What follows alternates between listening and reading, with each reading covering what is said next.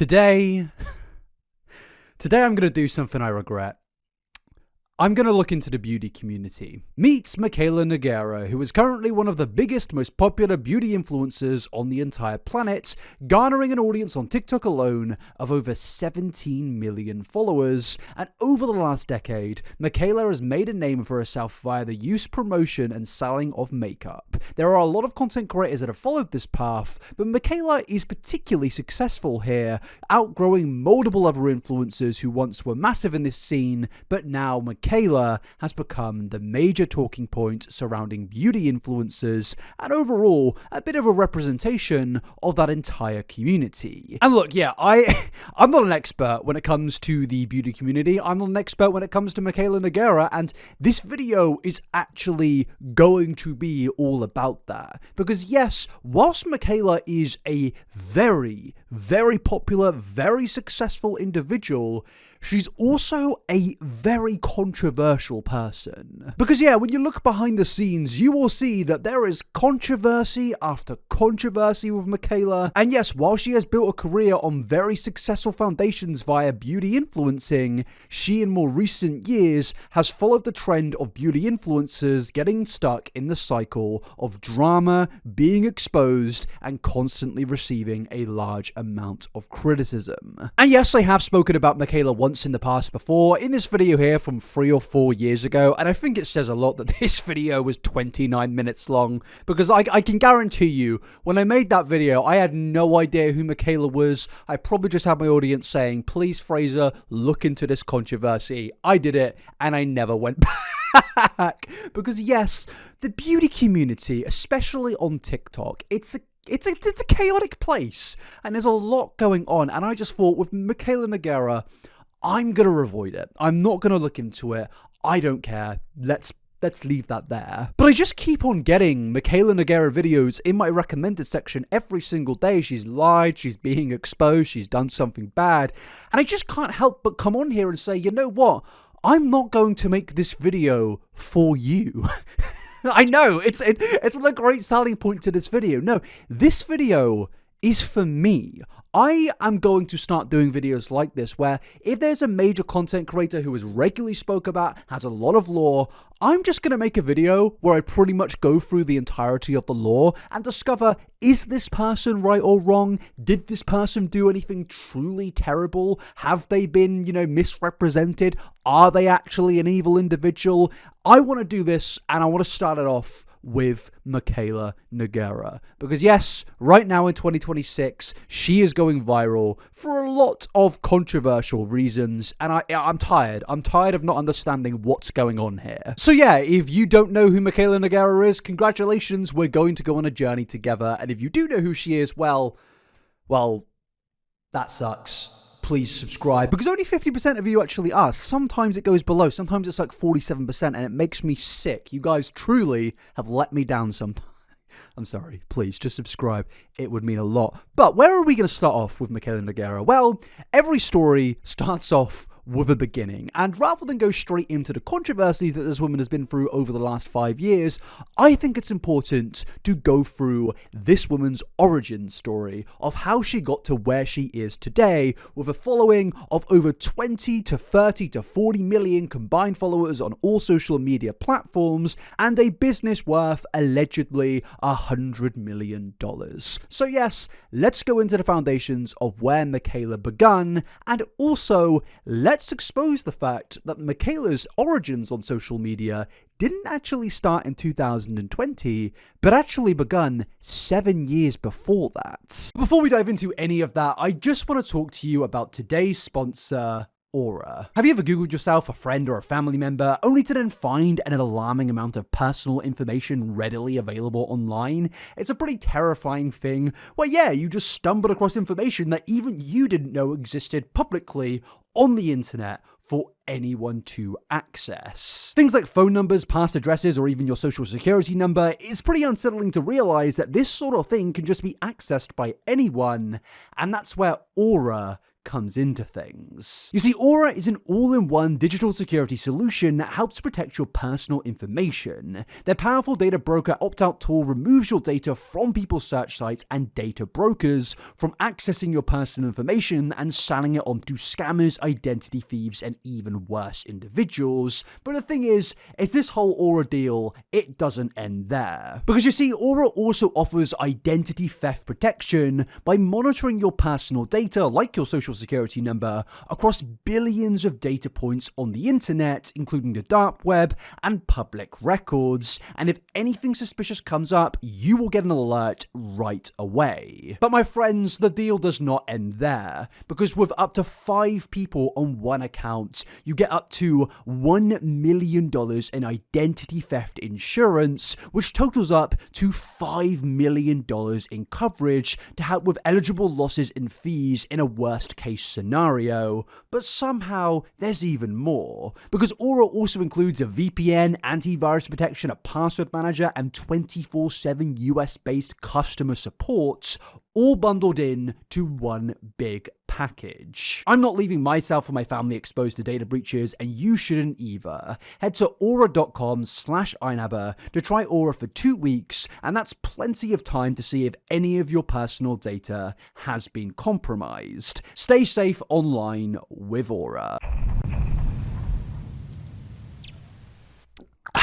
Okay, let's get in to the origin story of Mikayla Nogueira. Mikayla was born on June the 13th in Freetown, Massachusetts. I'm sorry if I've already butchered that. I don't claim to be American, but she was born in Freetown, She was born in Freetown. Well, she lived a pretty regular life, graduating from Regional High College in 2016, and then enrolling at Bryant University, eventually graduating with a Bachelor in Arts and Communication in 2020. Yes, she pretty much lived a very regular life that any other American girl would be living. It seemed that she had a loving family around her, and it seemed that overall, things were pretty cushy. There isn't really anything major in terms of her personal life involving family that really causes any issues in today from what I've seen, and yeah, it was all great. And it seems that she was occupied during these years too with a lot of social things, as she was involved in a lot of societies and groups at Bryant University, and in particular one thing that she was involved in was radio,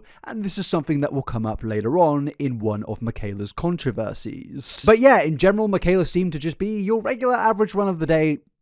Is that a phrase? Average run of the day. She seemed to be your average American girl. She was doing well for herself. She graduated and things were going pretty well for her. And if there's one thing that I noticed doing my research that Mikayla has always had around her since her very beginnings, it was makeup. Because if you scroll all the way to the bottom of her Instagram, like a creepy stalker that I am, you can go and find plenty of posts of Mikayla before any of her social media career took off, of her just posting her makeup looks in lots of different ways. And there was a clear indication here that she was interested in the influencer beauty world after she posted in 2019 her purchases of the Shane Dawson mini controversy palettes. And I should just say, for viewer discretion, no cats were harmed in this process. By the way, I feel like I feel like we've forgotten about this era. This Shane Dawson beauty guru era.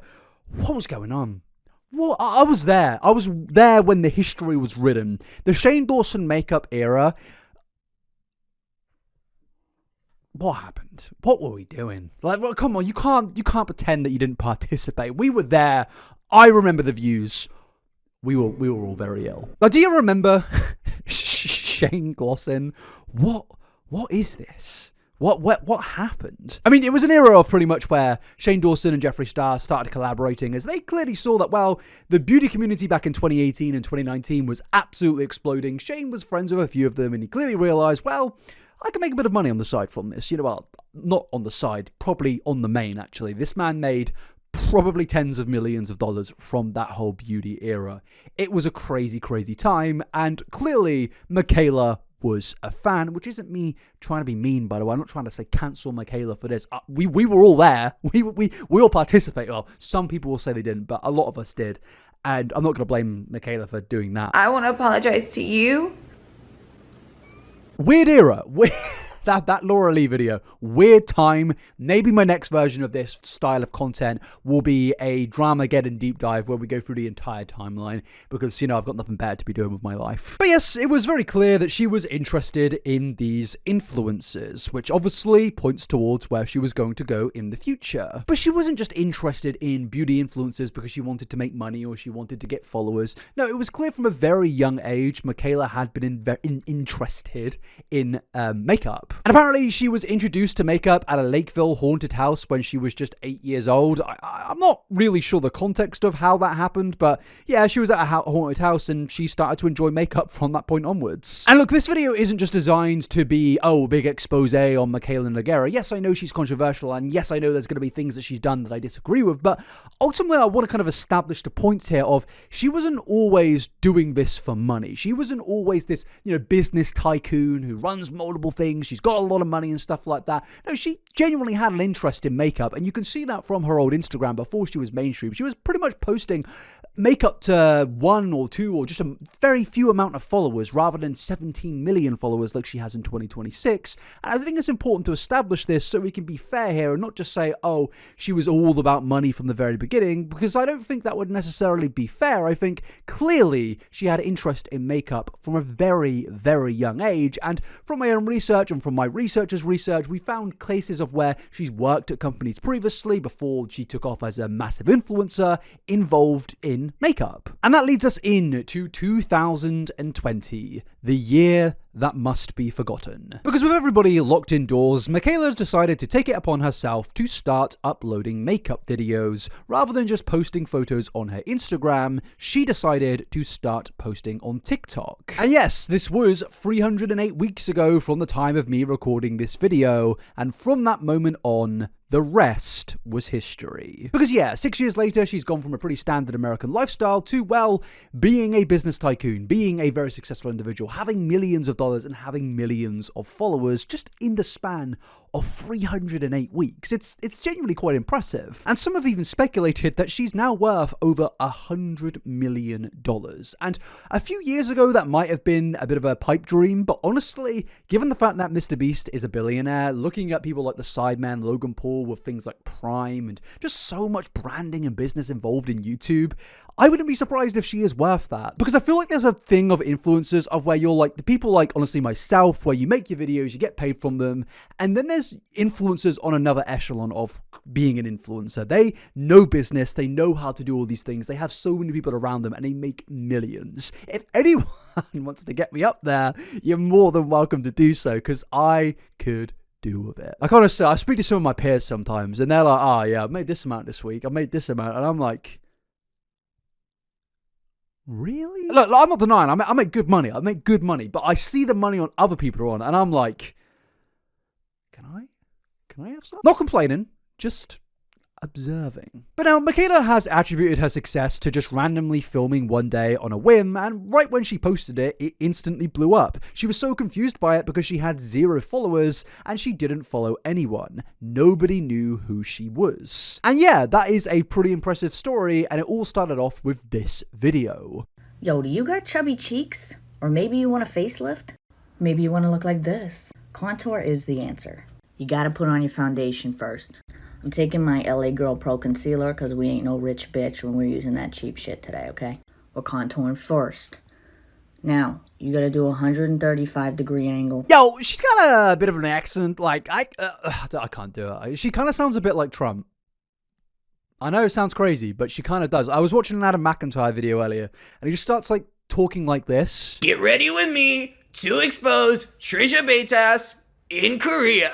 I was so confused. I was like, is he doing a Trump impression in the midst of a Gabby Hanna video? I was like, what's going on here? And it turns out it's Mikayla Nogueira, and, she does sound like Trump. I'm sorry, she does. I want to stat this video. And this accent is going to become a bit of a staple point in this woman's career. She is going to get a lot of controversy and criticism in regards to her accent, which obviously is confusing, but we'll get there later on. But yeah, this was the blow-up video. This how to contour video did very, very well. 50,000 likes. A lot of people saw it, and it instantly started off a very small social media platform for her that she then built upon over 6 years. But I'm here to tell you, that this is all a lie. This wasn't the beginning of her social media career. This wasn't the first time Mikayla had become a loved and followed person on social media. My researcher, we have been doing research, and we found, actually, Mikayla was successful on another social media platform, which I don't actually think a lot of people know about. Well, you know about the platform, but you don't know about this story. Because, yeah, do you remember this website? Oh, God. Put it away. Lock it away. Throw away the keys, man. We don't need to talk about Tumblr. But, yeah, she was a little bit famous on Tumblr back in about 2014 to 2012. Meet Buffalo Chicken, also known as Mikayla Nogueira's old Tumblr account. Let's take a look into this. This is me. I'm a simple girl, or should I do the accent? I'm a simple girl. I can't do the accent. I'm sorry. From a small town, I was born into a good life, and it's all gone downhill from there. Yeah, it's pretty teenage post. I'm not mocking her. This is a historical research piece. This isn't designed to be a hit piece or an expose. I'm just here to laugh because this post and her Tumblr is very reminiscent of a forgotten time on the internet. Tumblr was basically the beginning of what Twitter is now, what TikTok is now, and it's so fascinating to look at in 2026. But it's okay, because I smile anyway. I don't know why I'm giving this a British accent when she's the most American you've ever heard in your entire life. I know I have any amazing future ahead of me, and I won't give up. I'm working so hard in school right now, maybe to go into business or teaching. I just want to help the world somehow. Yeah, I get a lot of hate for some pretty crazy things, but I'm always going to be Mikayla. I haven't changed at all. And yes, this is a clear indication that controversy is something that has always followed Mikayla during her time on social media. This is going to be something that appears again and again and again with Mikayla. Mikayla? And I'm still here for everyone when they need me. I've made mistakes, yeah, so have you. You're all beautiful. I just want you to stay strong and just know things get better. Just like they will for me. Stay perfect. And yeah, this pretty much was her beginning of social media. This is the secret thing that I didn't even know existed until about, well, a day ago, to be honest with you. I wasn't privy to knowing that Mikayla was a success on Tumblr, but obviously, as we just saw, there were some controversies that came of that. For example, Mikayla made this post here saying, "No makeup, so you guys don't complain XD," and she attached a selfie of younger Mikayla. And then Madeline responded to that with, "Then what's the black stuff above and under your eyelids?" And yeah, this is when we work out that Mikayla was lying back then, which is fine. She was a kid. I'm not trying to cancel Mikayla when she was like 14. I'm not trying to do that. But it's clear that the origins were a long time ago, and this is just a historical piece. Don't fight me. But yeah, when you look at the photo, I mean, yeah, it's pretty clear that she's wearing makeup. Like, I'm not trying to cancel this girl. I'm not doing that, man. I'm not David Tennant. I'm not Doctor Who traveling back in time and saying, "How dare you do this?" You know, I'm not doing that. All right, but it's pretty funny. And no, I'm not bullying children. She's 27 now. I'm bullying a 14-year-old from 10 years ago. She won't know about it, all right? That's a joke, by the way. I'm not bullying anyone. YouTube TOS, leave me alone. But yeah, she was also in the group of people from like 2012 that were making posts like this. Like, yeah, do you remember this style of the internet back then where people would make these really, really cringy posts? And yeah, I'm kind of glad that I remember back in 2012 when this weird era of the internet was about that. Even then I was like, this is cringy as hell. Like the One Direction Tumblr era of the internet, it was a dark time, man. Like, it was fun, but it's weird. I prefer it. Don't get me wrong, I prefer the internet for being quirky Reddit humor than whatever it is nowadays, but it was a weird time. But yeah, these origins, they're pretty innocent, they're pretty funny to look at now back in 2026, but honestly, this was only the tip of the iceberg. Because honestly, I did not expect to discover that, well, there's some serious illegal activity that took place. Like, really bad. Like, really. I'm not going to go too detailed into this, but Mikayla's first major controversy happened when she was around 14 years old on Tumblr. and she was dating a 19-year-old British guy. As you can see, this post says, seriously, Mikayla, you really need to, and then they just needlessly swear, because of you and your ugly ass boyfriend, no offense, are ruining Tumblr for the people who actually enjoy it. Stop starting drama because you can't handle the stuff, so you'll end up deleting. And we don't mind that you delete, but please don't come back every time because we're all a lot happier when you're gone. And this has been bothering me a lot. You're 14 years old and you're dating a guy who's 19. That ain't a relationship, it's babysitting. Bye, bitch. Now look, again, I'm not trying to cancel the person who made that post. They were probably 14 at that period of time when they made that post. It is very immature. It's a very poor way of handling these things. But what was going on in that post, from what I've seen and from the screenshots I've seen, they're not wrong. Mikayla seemingly was 14 dating another successful Tumblr person who was 19 years old. As you can see on these screenshots from Reddit, basically these are old archive posts where people were making allegations to do with their relationship. And yeah, there are a lot of posts of these two together with people outraged in the comment sections, as you can see here. Mikayla saying in response to it with, "Are you kidding me? How many years apart are your parents? You're ridiculous." And again, I'm not trying to cancel Mikayla. I'm not trying to say this is her fault. It absolutely isn't her fault. She's a victim. She's a victim, for God's sake. Like, I'm obviously not trying to cancel her, but this is a part of her history, and I genuinely had no idea that this existed. Now, in terms of what actually happened after this, I genuinely have no idea where this guy went. Hopefully, he went to jail. But based on my research, all accounts have been kind of purged from the internet. A lot of it is just on Reddit, on screenshots, and on the internet archive. And overall, this seems to be a bit of a forgotten era with Mikayla, but what it does show to me is she has always been interested in online communities, and sometimes that has led to very, very serious things, which obviously I feel terrible for her because, I mean, she was clearly a victim in that situation, and it's just awful to see, but at the same time, it's clear that this woman has dealt with controversy since the very beginning. She speaks in this post here about how, yeah, there are many reasons that people have been mad at her, so I can only assume it isn't just the thing that we just went through, but there are plenty of other reasons to why people were mad at her. And I think it's important that we've established these foundations in this video to show that, yes, she understands internet controversy, she understands how the internet works, and she's been on it for a very, very long time, and that's where we need to now go into her actual, real, full-time job of social media and get through the timeline of controversies that Mikayla has faced since 2020. Because yeah, 10 years later after what we just went through, Mikayla, as we've said, is a very, very successful influencer, but albeit an extremely controversial one. Whether that's justified, we're gonna find out right now, because yes, let's get into the first controversy. And that is what I mentioned earlier, Mikayla's accent.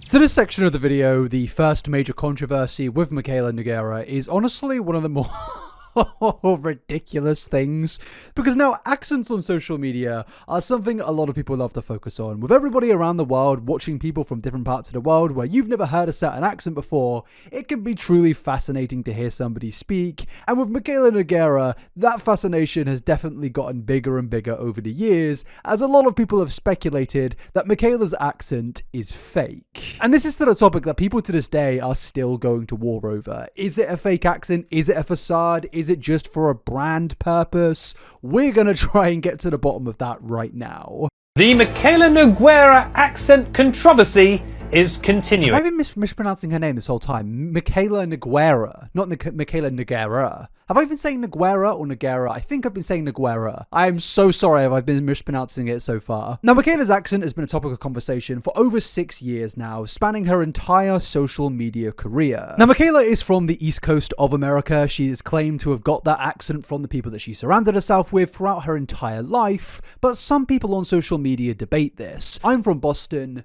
Nobody out here talks that dramatically. She is absolutely embellishing it. That's definitely not a New Jersey accent. accent, she sounds like Peter Griffin. And look, I feel like it's always going to be quite difficult to work out whether somebody is faking their accent or not, because even if somebody does sound different 10 years ago, that isn't exactly a major shock. People can develop, people can change, people's confidence in front of camera can make their accent get stronger and stronger over their years on social media. And with Mikayla, this is the type of defense that's going to come in here, but a lot of people still to this day do not believe that she has this accent. Babby Pink Shade Macket. I love him with all my heart. I just haven't been able to pat with any of my Chanel makeup PR boxes. In whatever way I can be of support. Support. I mean, I love it. I think it's an awesome accent. I truly, truly hope that this accent is not fake. And honestly, people can say that they've never heard somebody speak like this before, but I've heard people from this area of the United States of America speak, and I've heard this accent a multitude of times. And yes, very, very strong versions of this accent. Of course, not everybody has it, but at the end of the day, do I really believe that Mikayla Nogueira is faking her accent? Personally, no. And there really isn't going to be an answer to this. As I showed you earlier, somebody from Boston claimed that no one speaks like this, but here's another comment of somebody from Boston claiming that all the people that they know speak like this. Personally, I feel like if you went to a video of mine from 10 years ago, you would hear someone that sounds a lot different. Now, I feel like we're getting into an unhealthy vibe on YouTube where you can't criticize some creators because they have lots of subscribers. And some reason people are actually in this mindset that if you have worked hard for where you've got to, and if you have a lot of subscribers, you cannot be criticized. You can argue with me that the people I've criticized in the past have worked much harder than me on YouTube, and I don't doubt that whatsoever. Yes, that's me. That was actually me. And I feel like I don't sound exactly the same. I feel like right now I sound a lot more different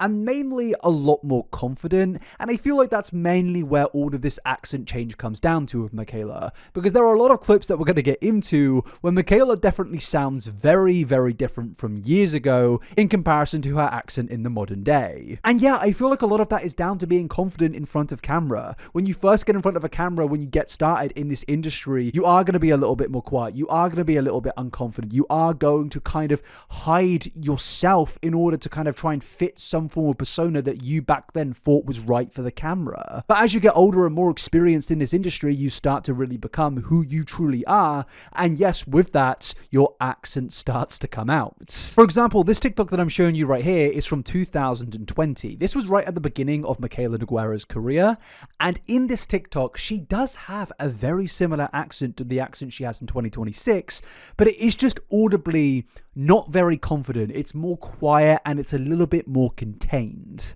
All right. I'll do another tutorial. Calm down. This tutorial is going to be for you if you got that crusty ass, nasty ass crease and concealer underneath your eyes. First of all, you got to smooth out those lines. Hyaluronic acid is what does that. I use Peter Thomas Roth, the water drenched line, but you can use any hyaluronic acid that you got. Now I'm going to put on my foundation. Foundation's on, we're looking good. Now, what you're going to need for this, I'm using the Juvia's Place Concealer. You can use whatever you want. Now, in the current timeline, clips like this go viral every now and again because people like to use it as evidence to suggest that Mikayla is faking her accents. But to me personally, I feel like I'd be being disingenuous if I were to suggest that, because as somebody that's speaking from experience here, I can hear somebody just being unconfident on camera. She clearly wasn't used to it back then, and I know people really want me to criticize Mikayla no matter what's going on throughout the context of everything we're going through, but I can't really go with this vibe that she is faking her accent. Do I personally believe that she definitely plays into the accent? Yes, I do. Kim Kardashian! Like, let's be real, I feel like she absolutely has played into it over the years, but I don't necessarily think that means she outright fakes it. I feel like it's just been a build-up over years and years, and she has now a camera voice that is just more of a exaggerated version of her regular voice. But I guess the question is well, where do these allegations of faking an accent originally come from? Well, as I said, it comes from a lot of older clips that have leaked over the years of Mikayla before social media. Hi, it's OL Mikayla here, and I am standing in the Fisher Student Center, one of the best buildings on campus. I actually work here at the Information Center, so I'm sure you'll be seeing me around, but this is one of my favorite buildings. You can come here to hang out with your friends, study, grab a bite to eat, There are lots of offices in this building, such as the PwC, Center for Diversity and Inclusion, and there's so much you can do in this building. I highly recommend spending your time here when you become a student at Bryant, and I really look forward to seeing you all soon. Okay. Admittingly, it does sound completely different to, well, this. Kim Kardashian. Just let me cook, all right? I'm still set in my theory of the accent is real. It's just heightened. Though some of the comments did come to Mikayla's defense, saying you can hear her desperately trying to hide it when she says highly recommend. I highly recommend. I mean, sure, bro. I guess. Now, some have also said that she was using a customer service voice in that video where she's basically masking her real accent in order to kind of, I guess, fit in with regular norms to hide her accent and just give a more traditional sounding accent. But there is also other older videos out there that people have used to point in the direction that Mikayla fakes her accent, such as her old YouTube channel. Because yeah, this is where we need to go back to Buffalo Chicken, because on that page there are a lot of old videos from Mikayla herself. Hi, I just wanted to make this video to quickly say thank you to you guys and to all my followers and to everyone who supports me and is there for me, and the people who care about me enough to make sure I'm okay when I'm not. And I know that people think like whenever I'm sad I'm just doing it for like attention, but I'm not. I mean, everyone gets sad, so why can't I? Now, I'm not going to lie to you. I feel like this video actually only backs the people that made the customer service argument that I previously mentioned. Because you actually can hear a twinge in her accent there. You can hear the accent that we've heard today in a much, much lessened version. And yeah, I think that's the kind of middle ground we're going to have to come to here. Do I think that she has an East Coast accent from New Jersey or Boston? Yes, I do. But do I think that accent makes her go, Kim Kardashian! Kim Kardashian! No, I think obviously there is a play into that. I think it's like in the middle ground, and you know, that can, you can get mad at that if you really want. Personally, I honestly just find it a little bit more entertaining. I've seen a lot of people out there make arguments, you know, it's classist to come against her accent, and as someone that comes from a place where everybody has farmer accents, it's a very poor area, I'm like the only one that doesn't have a farmer accent. I've definitely seen experience of people looking down on people with different accents to traditional accents. I understand that argument, but to be honest with you, I think it's kind of difficult not to laugh at her accent. I'm not gonna lie to you, I think her accent is wonderful. I think it's amazing. And I also think she plays into it, which means we're all allowed to laugh and speculate, to be honest with you. I don't think there's going to be a conclusive answer that we can make here, because there is so much contradictory evidence for both arguments. Now, Mikayla herself has actually come out and spoke about this in the past. In 2021, she did an interview where she was asked about her accent and how it's changed over the years, and Mikayla goes on to claim that she actually developed a certain voice for radio, and that explains the university clip that we saw earlier. Which, to be fair, I mentioned earlier that Mikayla was focused on radio clubs at university, and that does kind of line up with the timeline that we've established. You mentioned earlier, just kind of being from Massachusetts, just like having an accent, and how that was a big part in you know, they had a reaction to that when you spoke for the first time. Can you talk about that a little bit if you want to?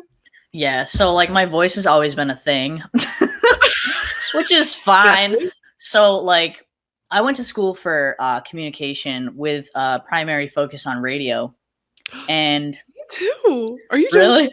I was No. a strategic comm major. Period, Oh, no Betsy. way. Hey, twin. Oh my god. Yeah, so I was gonna go into like radio or broadcasting or news or something like that.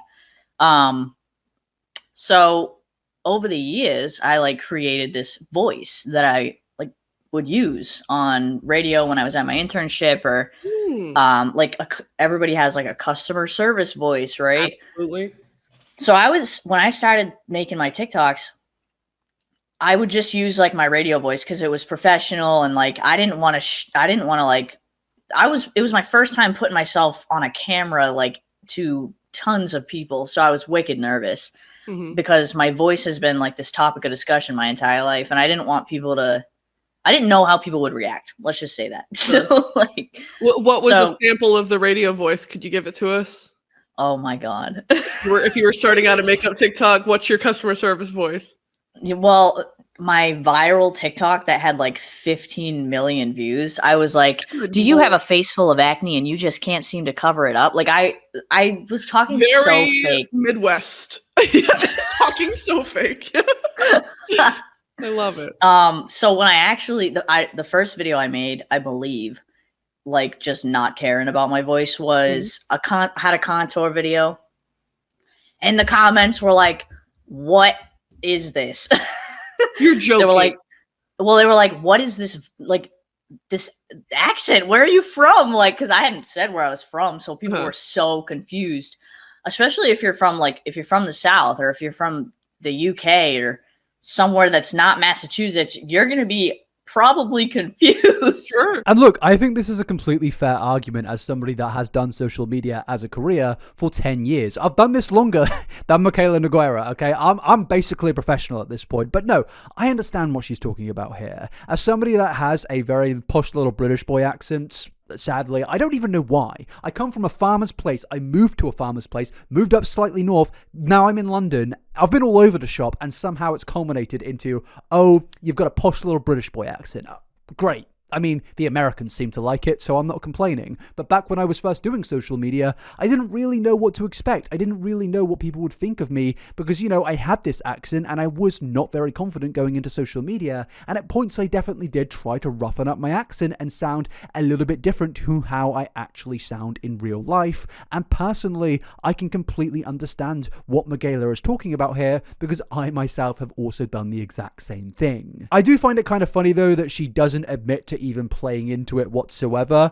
And maybe I am being ignorant, but I just can't help but hear this Kim Kardashian and think, come on, you are definitely playing into it. Like, I know that you've got the accent, but come on. Now, there have been cases where people have tried to allege that Mikayla's accent has disappeared in more modern clips, such as this one right here. Personally, I don't really see it. Man, guys, so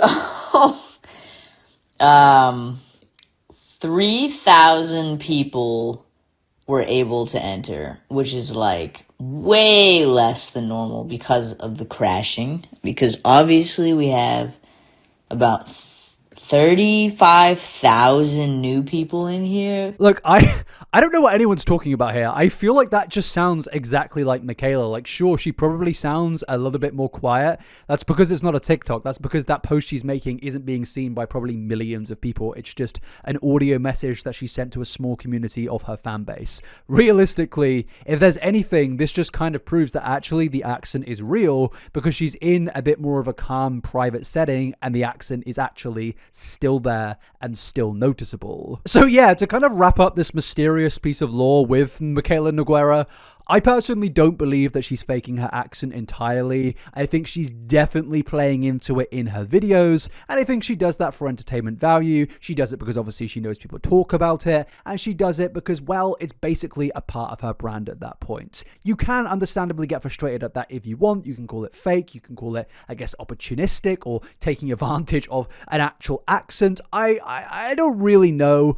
Personally, I feel like Mikayla has done a lot more worse things that we should focus on rather than just her accent, but it is something that will consistently come up in the conversation surrounding Mikayla throughout her entire career. This is probably one of the, or if not the biggest talking point with Mikayla. It's one of the main things people know her for, and honestly, I can understand it. It is a bit of a different accent to the ones you would usually hear from an American, but yeah, I'm personally not that miffed by it. So with that, let's move into more controversial things with Mikayla. Outside of the accents and all the shenanigans with old, social media profiles, let's actually get into the real tea and work out, why has Mikayla been cancelled over the years? Why has she been called out a ridiculous amount of times? Firstly, it starts off with the allegations of being out of touch. Being called out of touch as an influencer is probably one of the biggest fears that you can face, because it comes to a point where you are now no longer connected to your audience. When you first start your career, it's a wonderful experience. You connect with a small audience, you build a dedicated following, and eventually it blossoms into a multi-million followed audience. But because of this fame and because of the opportunities that are being given to you, you start to develop riches, you start to develop your bank account, and you start to get rich, which leads to you buying things, going on multiple holidays, doing things that the average regular person could not do. And because of all of this, it can lead you in the direction of being called out of touch. And this is an allegation that Mikayla has faced consistently throughout her career for a multitude of reasons that actually span into other chapters outside of just this one. Mikayla, in my opinion, has definitely showed signs over the years that she is out of touch, that she is not necessarily as connected to her audience as she once was. Oh my god, guess what you're looking at? No, this is not a Chanel boutique. It's not the mall. This is Mikayla Nogueira's closet. This is her personal luxury purse collection. Just when the entire internet is saying, Jaclyn Hill, girl, you're not relatable, Mikayla posts a series of having her closet, her huge, it's basically like a whole bedroom, an extra bedroom, professionally arranged. I mean, look, she's on a ladder. This looks like the mall. Is this Nordstrom's? I'm having my closet completely professionally reorganized. I started the morning by finishing this sneaker wall. Enough I am shoes. obsessed with this drawer. These are all of my leggings. Strapless dresses. Get the way they organized my short. I collect Chanel costume jewelry. Obsessed with these jewelry organizers. Wow. And they did such a good job. Oh my god. They made it look like a museum. I'm not even kidding. They added risers and different acrylic pieces to give each bag its own moment. And by the end... Girl, who asked for this? You have like 5 billion pairs of shoes. No joke. Are these influencers ever gonna learn? You would think that Mikayla, having seen the downfall, the first downfall, or the third, whatever, a lot of, beauty influencers, primarily Jaclyn Hill, she wouldn't repeat all this, it's like this lavish lifestyle that they just flaunt in her face. Read the room, time and place. Our economy is shit. People can't afford groceries. Now look, there is a genuine argument to be made here about overconsumption and just spending unnecessarily on things that you do not need whatsoever. But I'm not gonna lie.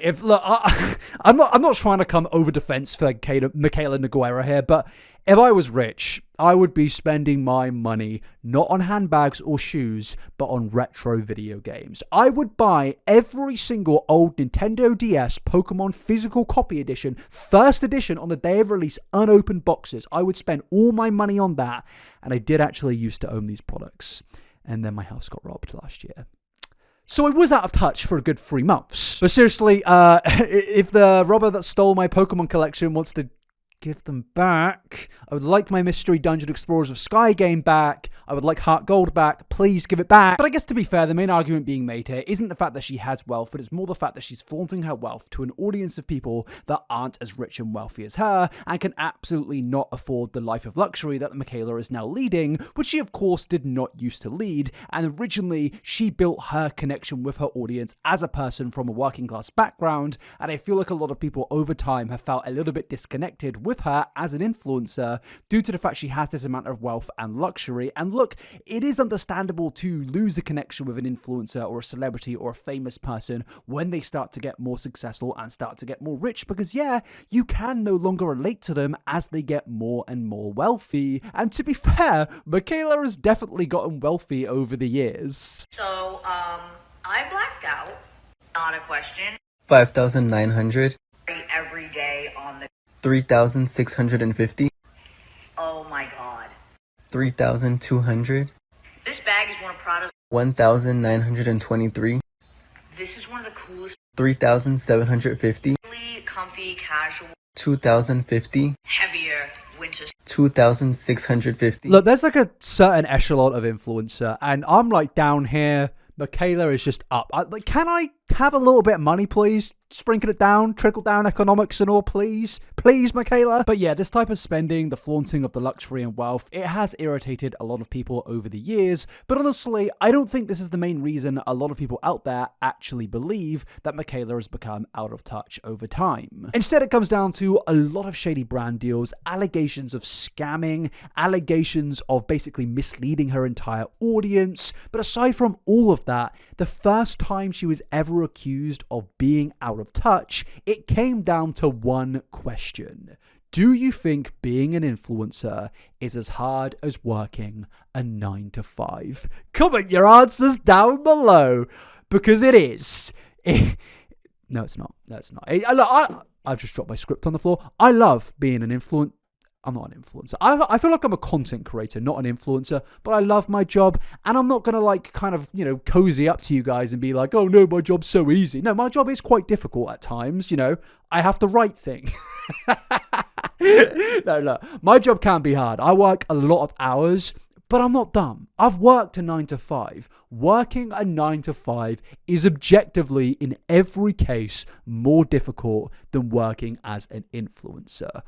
But I don't think that means that you necessarily need to degrade yourself as an influencer. No, you can say that you work hard. That's totally fine. But let's not lose touch of reality. This is still an easy job to have. And well, in 2021, it's clear that Mikayla did not develop a time traveling machine and travel to the future to hear my advice, because she came out with a clip where, well, she challenged the disgusting 9 to 5 workers. She challenged them to be like me. Be like me. Be like me, an influencer. Try and live a life. Elbow grease, hard work, grafting. Try a day in my life of recording TikToks and putting on makeup. All right, we got Caesar salad with a little bit of Caesar dressing. I'm feeling like a asshole today, so I'm gonna clap back at people because I'm tired. I'm so tired. Every single day, I get up at 6 a.m. I spend about 5 to 6 hours filming video content. Oh God, we're already at the problem. 6 a.m. is not an exceptional time to be waking up to go to work. That's like a pretty normal time people wake up every single day to go to work or to get ready for their day. And look, I should just say, this clip is 5 years old. It came out in 2021. Let's cut some slack here, obviously. We'll get into some reasons and understanding later on. But it's not a good start. I spend about 5 to 6 hours filming video content. That ranges from 3 to 4 videos. And I spend a few hours editing that video content. Then I have to work on my other social media profiles, whatever it may be, Instagram, whatever. It's marketing. Then I'm in meetings from 12 to 5. I literally just finished work and it's 5:19. Don't do this, Mikayla. Mikayla, it's not worth it. I'm sure you've had a bad day. I'm sure it was stressful. But telling me that you woke up at 6 a.m. to get ready for your day and your day of work ended at 5:19, it's not going to gain much sympathy. It's not going to garner much sympathy, and you can kind of understand where this is going. This caused a lot of controversy, but we're still not over. Try being an influencer for a day. Try it. Because the people who say it's easy are so far out of their minds, try it for a day. Why do my fellow employees? Because that's what we are, Mikayla. We're fellow employees. We're peers. Kind of. You've got 17 million. I've got 1 million. You've got multi-million in the bank. I don't. But why do influencers do this and embarrass the rest of us? And it's still not over. What could possibly be said after this? It is not for everybody. In fact, it's for a very small handful of people who can actually do this job. Because it's absolutely insane. You do not want to have this job. I'm just saying. Yes, guys, you don't want the multi-millions that come with this job. You don't want the brand deals that pay for your luxury trips and pay for everything in your entire life. You don't want any of that. No, you don't want it. No one wants this. Oh God, this is just terrible, isn't it? This is really one of the worst things I think I've seen from an influencer, and I've seen a lot. Look, this whole entire response, it was a long time ago, but it's quite entertaining to look back on, even in 2020. 2026. Now, realistically, if I forget everything that happens after this, do I think that Mikayla Nogueira is out of touch because of this video? No, I don't, honestly. I know that may be contradictory to everything that I've just said. I feel like maybe she was just having a bad day. She probably just received a pretty shitty comment that said something nasty about her, and it caused her to lash out. Because yeah, if I was complaining about my day and somebody commented saying, "Poor you, report to a job 9 to 5, lol," I'd probably not lash out, and I'd probably not say what Mikayla said, but I'd probably be thinking something on the same lines. I'd be thinking, you little...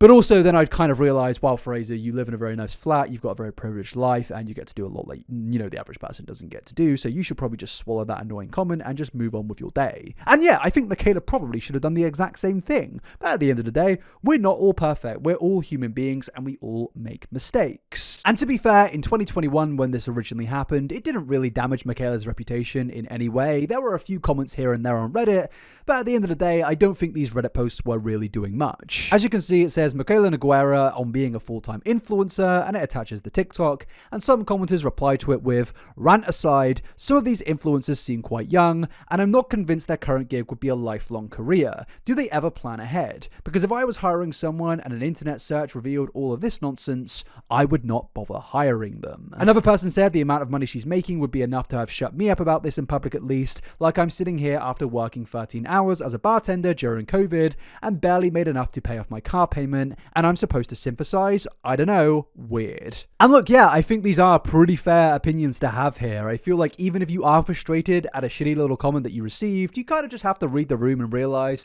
well, actually, it's just one person who nobody knows or cares about, and I am very rich, successful, and famous, so yeah, I should just ignore it and continue with my day, rather than belittle everybody working a 9 to 5. But to be fair, this whole thing, as I said, it didn't really affect Mikayla in 2021. No, in fact, she just continued posting, continuously getting followers until 2022, when Mikayla was a lot more popular and it came back to bite. After the TikTok started doing the rounds again, and it led to the mainstream media headlines like this saying TikToker Mikayla Nogueira faces backlash for previously saying that being an influencer is hard. Nogueira, who has over 13.5 million followers on TikTok, went viral after one of her 2021 videos, which has been since removed, resurfaced on Reddit and TikTok. And yeah, in 2022, people were not happy with Mikayla after the start to resurface, because at this point of time, her PR was pretty immaculate. There was not really much criticism directed towards her, and overall she was universally loved, so to see a video like this really confused a lot of people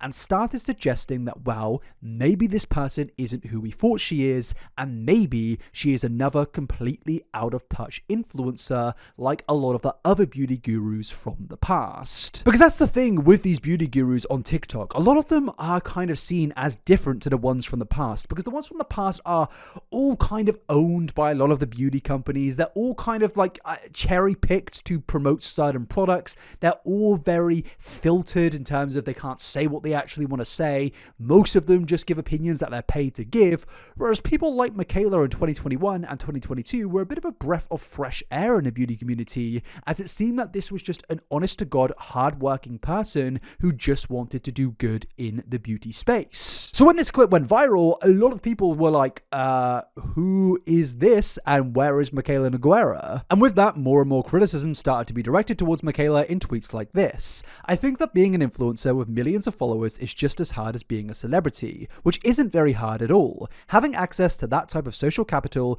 gives you a life of luxury and comfort that a vast majority of the world does not have. And yeah, they're completely right. Really just finished work and it's 5:19.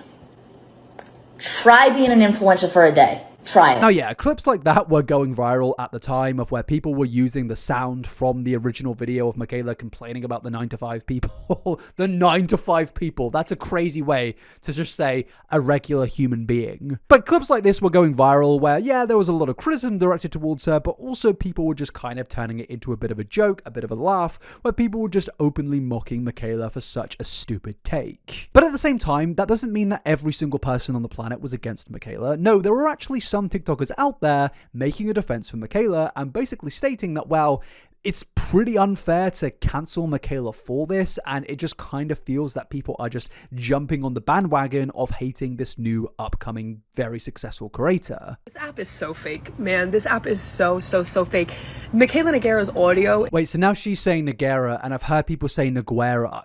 I'm so confused right now. I'm just gonna go with what I feel like is better. Sorry, let's continue. Is spiraling out of control and resurfacing after 2 years, and it's taken all these influencers that scream about mental health maybe 0.5 seconds to hop on the bandwagon and tear her down. Some of you are trying to act so holier than thou, like, oh my god, I can't believe she would say that, just for some views and engagement and to make money off of a scandal from an audio that comes from a meme page that makes money off of instigating problems on the internet. This is like the perfect example of hive mentality, where you neglect and forget about and abandon your values, your beliefs, and your morals just to feel like you're a part of something. We've seen it so many times on the internet where people all band together and collectively hate on somebody because they want to have fun with it and they want to make money from it and they want to tweet about it and have memes about it. And it's funny to me because all the influencers that are hopping on the bandwagon, ripping her to shreds,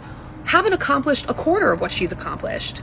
You don't have any makeup lines. You don't have any partnerships. You haven't done a quarter of what she's done. And you're like, I don't get what she's saying. Yeah, you probably don't, babe. Is her job more difficult than a postal worker or a doctor or a nurse that does 48-hour shifts? Is it? No, probably not, no. But it's interesting to me how you're so quick to hate on a girl who comes from where you come from, who used to work retail and do influencing both full-time at the same time. You watched her quit her job on this app. And yet tons of other influencers on this app that all live out in LA. And also, this is no shade to the D'Amelio girls, because I am going to mention them, but they are constantly complaining about how depressed they are and how much work this is and how hard it is. And they have never worked a real job. They come from a pretty privileged upper middle class family from Connecticut, a father who's in politics, and you guys will still suck the fart out of their ass. Now look, I'm not gonna lie, there was a part of me that agreed with what they're saying in this TikTok originally,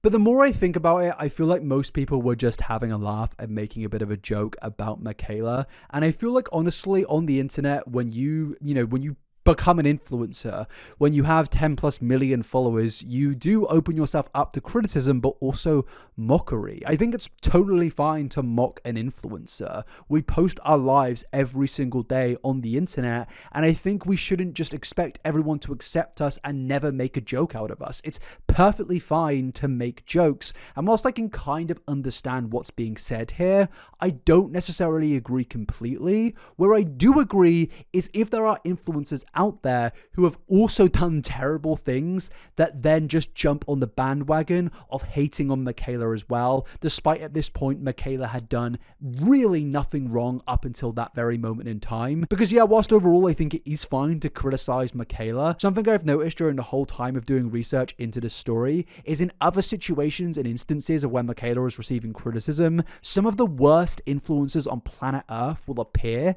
and start criticizing Mikayla, and it's like, you are objectively 500 billion times worse than Mikayla Nogueira. So please stop. So overall, I do get what they're saying here in this defense, and they are making somewhat valid points in my opinion, but on some aspects, I think they need to just relax, and I think it is overall fine to just make jokes about people. Now, I don't want to seem like I'm attacking that TikToker there. That is just my opinion on a TikTok they made 4 years ago. Leave them alone. They seem like a lovely person, and I think they were just trying to be understanding and empathetic.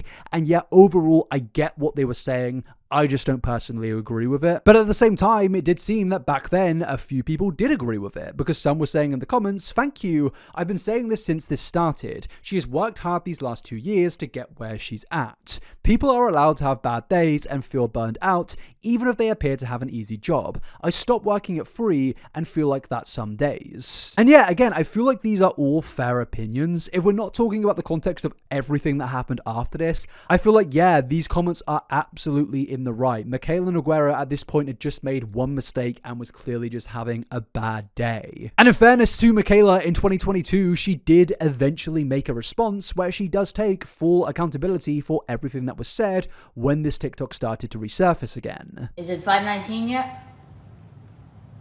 Well, that's my cutoff time. I can't be making this video if it's 5:19. So I'll do it later. Seems like we have a lot of that we gotta talk about. So let's talk about it. The internet, man, you guys come in hot. I gotta tell you, that was intense. But I want to start this off by saying just the biggest fucking thank you that I can give. The amount of support and love, positive comments, texts, calls, DMs, just videos and support. I have to say, you guys rock. And I appreciate the hell out of you for all the support. People are sending me all these videos of support, and it meant the fucking world to me. Let's talk about the 519 video. So about a year and a half ago, I made a video on a vlog channel of mine responding to somewhat of a hateful comment telling me to get a real job, try working a 9 to 5.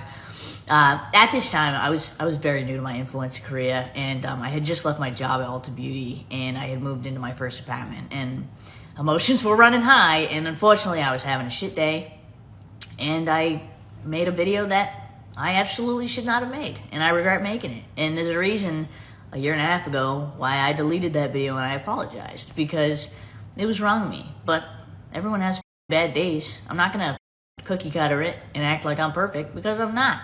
Sometimes I f up, and that was an absolute f up. But what I really want to say is it broke my hat that, you know, that snippet of the audio from the video was so taken out of context and so torn up that people made it seem like I think I work harder than everybody else. That's an absolute bullshit lie. No. Oh my gosh, no. Absolutely not. Do I think this job is taxing on me? Absolutely. But I struggle. I'm mentally ill, bro. Like, some people it's definitely easier than others. I don't know.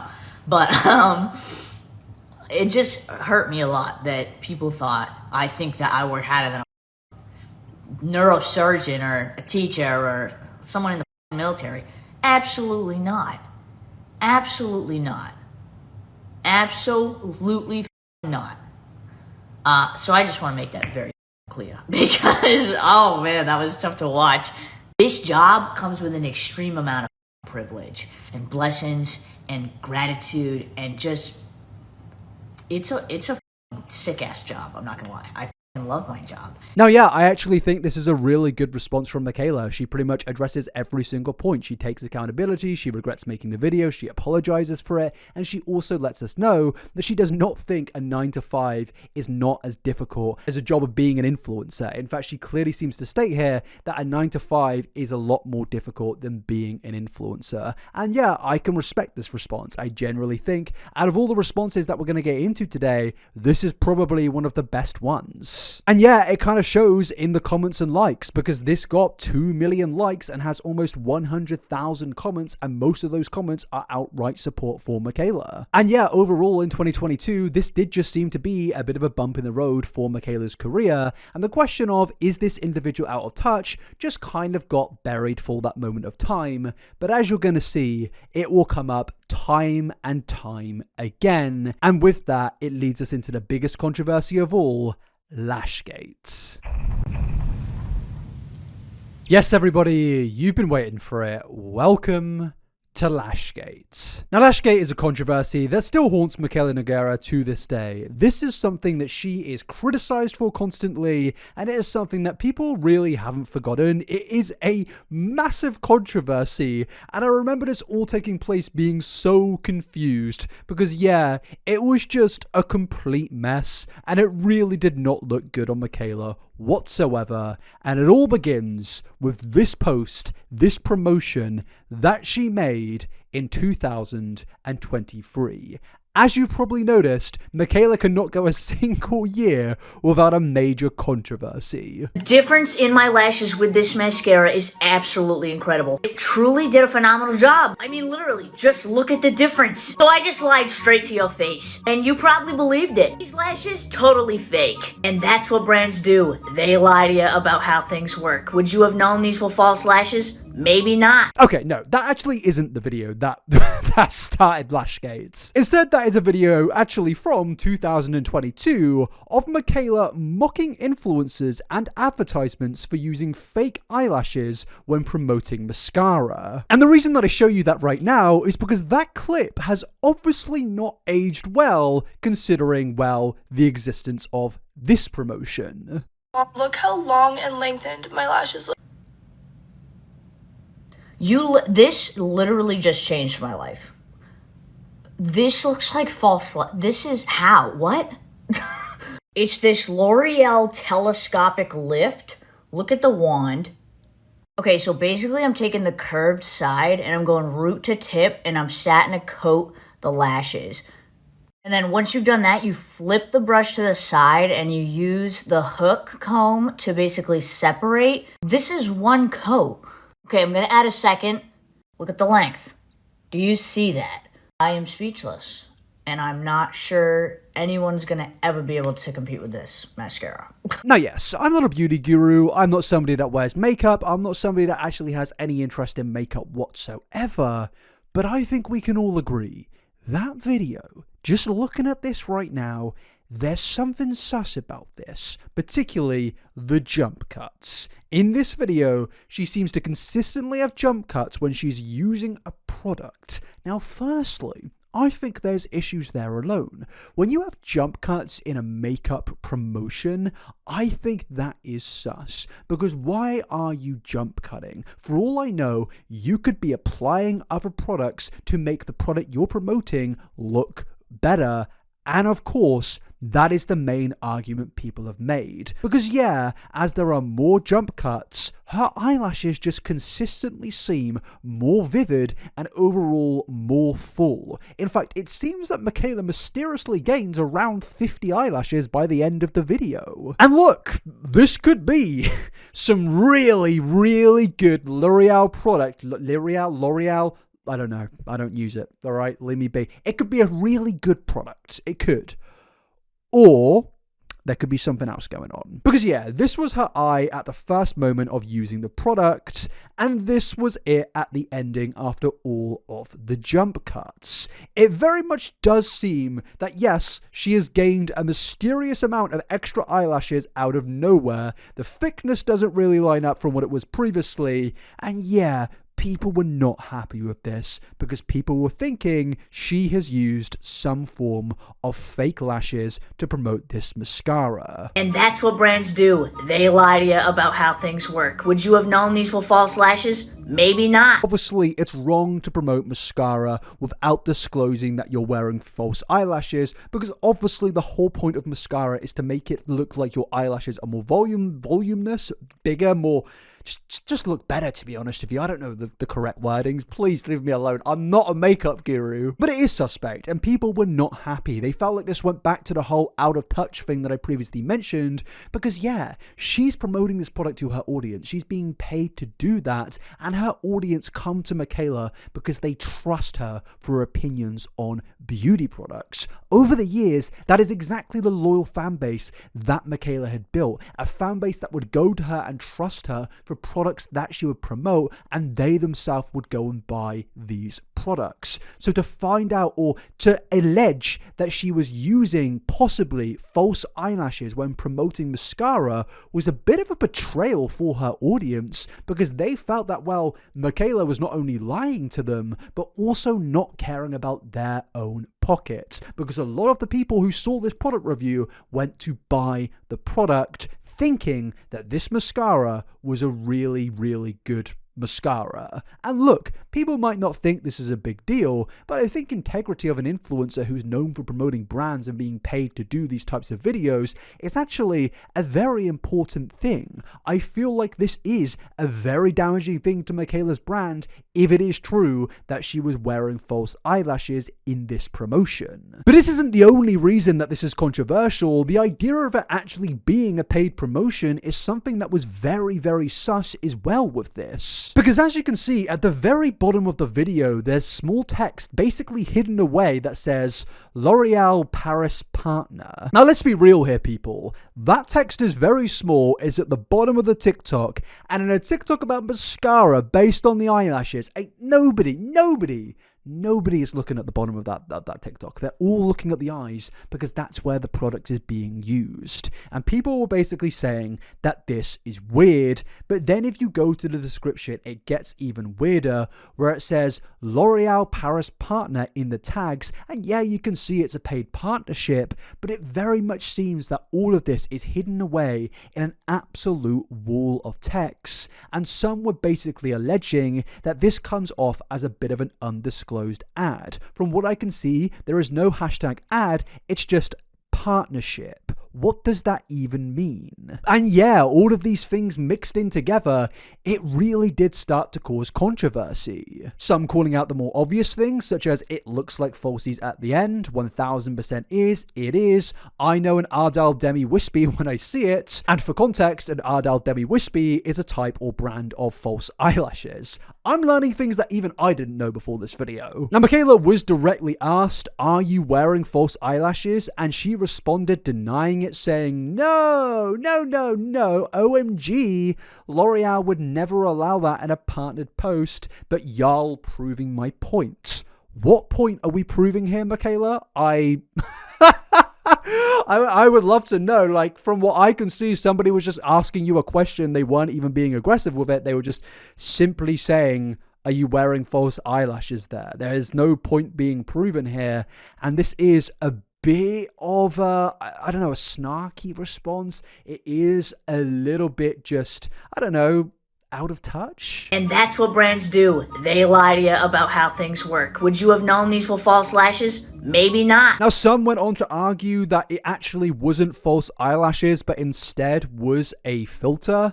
But to me, that's just as bad if true. Mikayla was not wearing fake lashes, and I'm gonna prove it to you. Now hear me out, here's the before, and here's the after. Side by side, you can see that her skin is way smoother in the after photo. So I don't think she was wearing falsies, I think she had a filter on. Like, literally look at this filter. It looks like I have false lashes on. And here's my lashes without the filter on. The reason I think she felt so confident saying she didn't have falsies on is because technically she didn't. Now, to be honest with you, I don't really know a filter that adds 50 eyelashes that wouldn't look absolutely absurd. And even if it was a filter, I would argue that that would actually be worse than it being false eyelashes, because at that point, it's just outright fake from the very get-go. Now, again, I should just say this is a 3-year-old TikTok. I don't want that to come off like I'm berating this content creator here. I think they were just putting out their own theory, which is completely fair enough. But personally, I just disagree with what they're saying here. But if there's one thing this TikTok does show, is the conversation surrounding this whole thing was getting bigger and bigger. At this point of time in 2023, Lashgate was all I saw on TikTok, and I didn't know anything about the beauty community in 2023. But it took over my feed because so many people were talking about this. This was absolutely blowing up, and it was a controversy that Mikayla could not escape and has still not escaped to this day. And Mikayla's controversy basically turned the beauty community into a bit of a civil war, with content creators like Angelica Oles calling out people who called out Angelica for calling out Mikayla. I've been talking about this Mikayla mascara situation, and my TikTok was one that blew up. It's on about 1.7 million views right now since yesterday, which is obviously a lot. So I understand that a lot of people are going to use my TikTok as a vessel to talk about the situation and not just like addressing me. But there are some people that have addressed me. For example, Mad Lewis, who has now deleted this TikTok because it was such an awful take. She, as an influencer with almost 13 million followers, has said that it was a great idea to justify lying to your audience because everyone else does it. When have we as a society just accepted the fact that everyone's going to be untrustworthy, lying for money, no integrity, no self-respect, no respect for yourself or your audience? Everyone's saying, oh, you would do it for a check too. No, I have denied hundreds of brand deals that paid really well. I don't know if you guys know me, like TikTok is not my main platform. I have 3 YouTube channels, 2 main ones that I've had for about 3 or 4 years now, where I've made a living, a very good living for the last 3 years. And I have denied so many brand deals because they are scam. They don't work. Like, or someone would be like, oh, don't say it's a brand deal. No, I'm not doing that. I want to be honest with my audience. So I find people like Mads so disappointing. So disappointing that you would sit there to your 13 million followers and say, I think it's okay to lie in an ad because everyone else does it.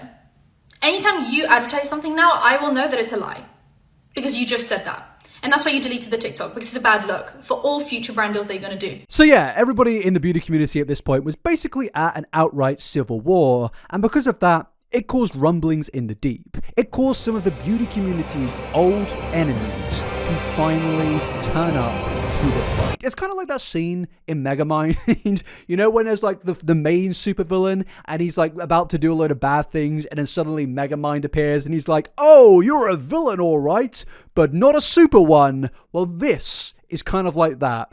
Because in comes Jeffree, Jeremiah, Satan, Beelzebub Star. Because yeah, Jeffree got involved making a tweet saying, I'll be back to reviewing makeup products next week. These bitches can't stop lying to their audience and it makes me sick. And this is what I meant earlier about people criticizing Mikayla who are objectively 4 billion times worse than Mikayla, and in situations like this, it is just rather entertaining.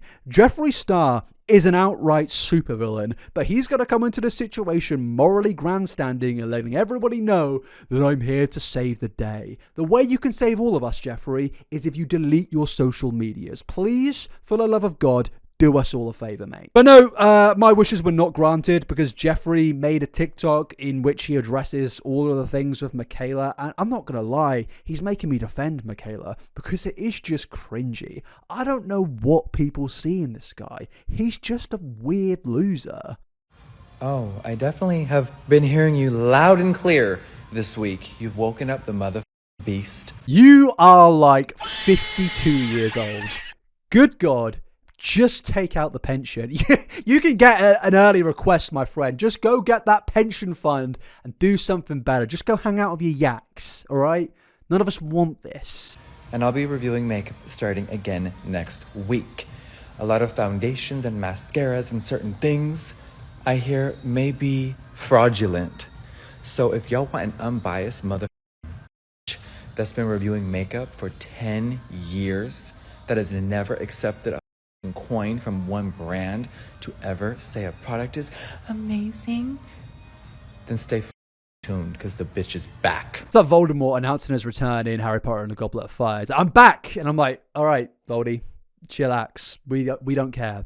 Well, actually, people did care. This TikTok absolutely blew up, unfortunately. It got millions of likes, millions of views, and people were just absolutely overwhelmingly happy that Jeffree Star is back. Like, what are we doing here, people? Like, I get you didn't like Mikayla, and I get you're annoyed by Lashgate, but come on, it's the versus you know who meme. Like, it's they're both awful. Well, actually, I probably shouldn't compare.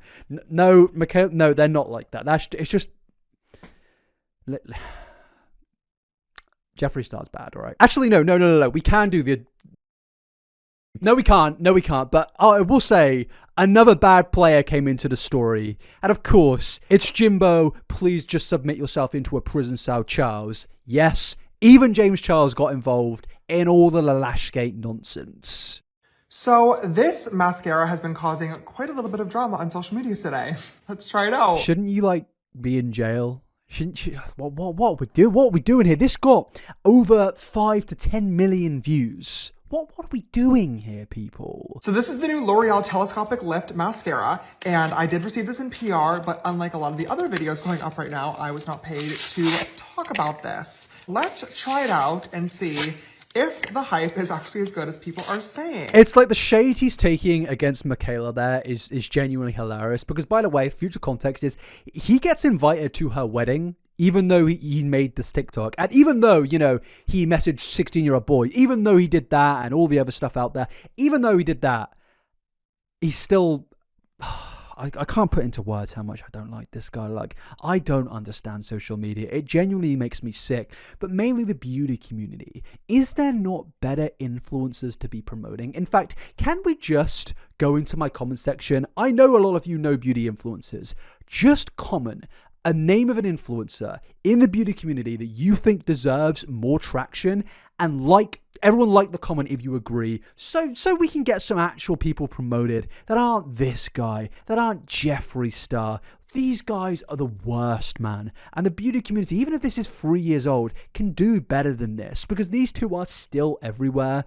And it just kind of makes me feel a little bit ill, to be honest with you. But yeah, if there's one thing to take from this, it's clear that this conversation was absolutely massive. Everyone in the beauty community was talking about this. Even if you don't like them, it's clear that the conversation was huge, and Mikayla was not escaping this. Especially when old headlines from 2007 started to be resurfaced, which actually made this whole thing a million times worse. Because yeah, an old article from, as I said, 2007 was dug up, where it showed in the UK, L'Oreal's mascara adverts were banned for, ironically enough, being misleading, as when the products were advertised, they used false eyelashes to make the product look better, which obviously does not make this comment from Mikayla look much better either. In fact, it's aged pretty terribly. And yeah, a lot of people at this point of time were thinking, well, we saw that response from Mikayla that we went through earlier, where she responded to, the being out of touch allegations.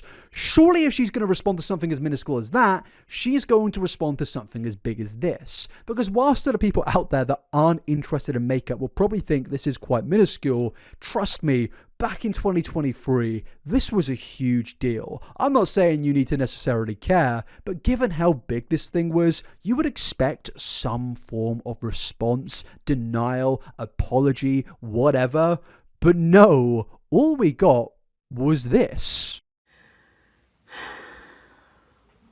I'm sure we all know why we've all gathered here today.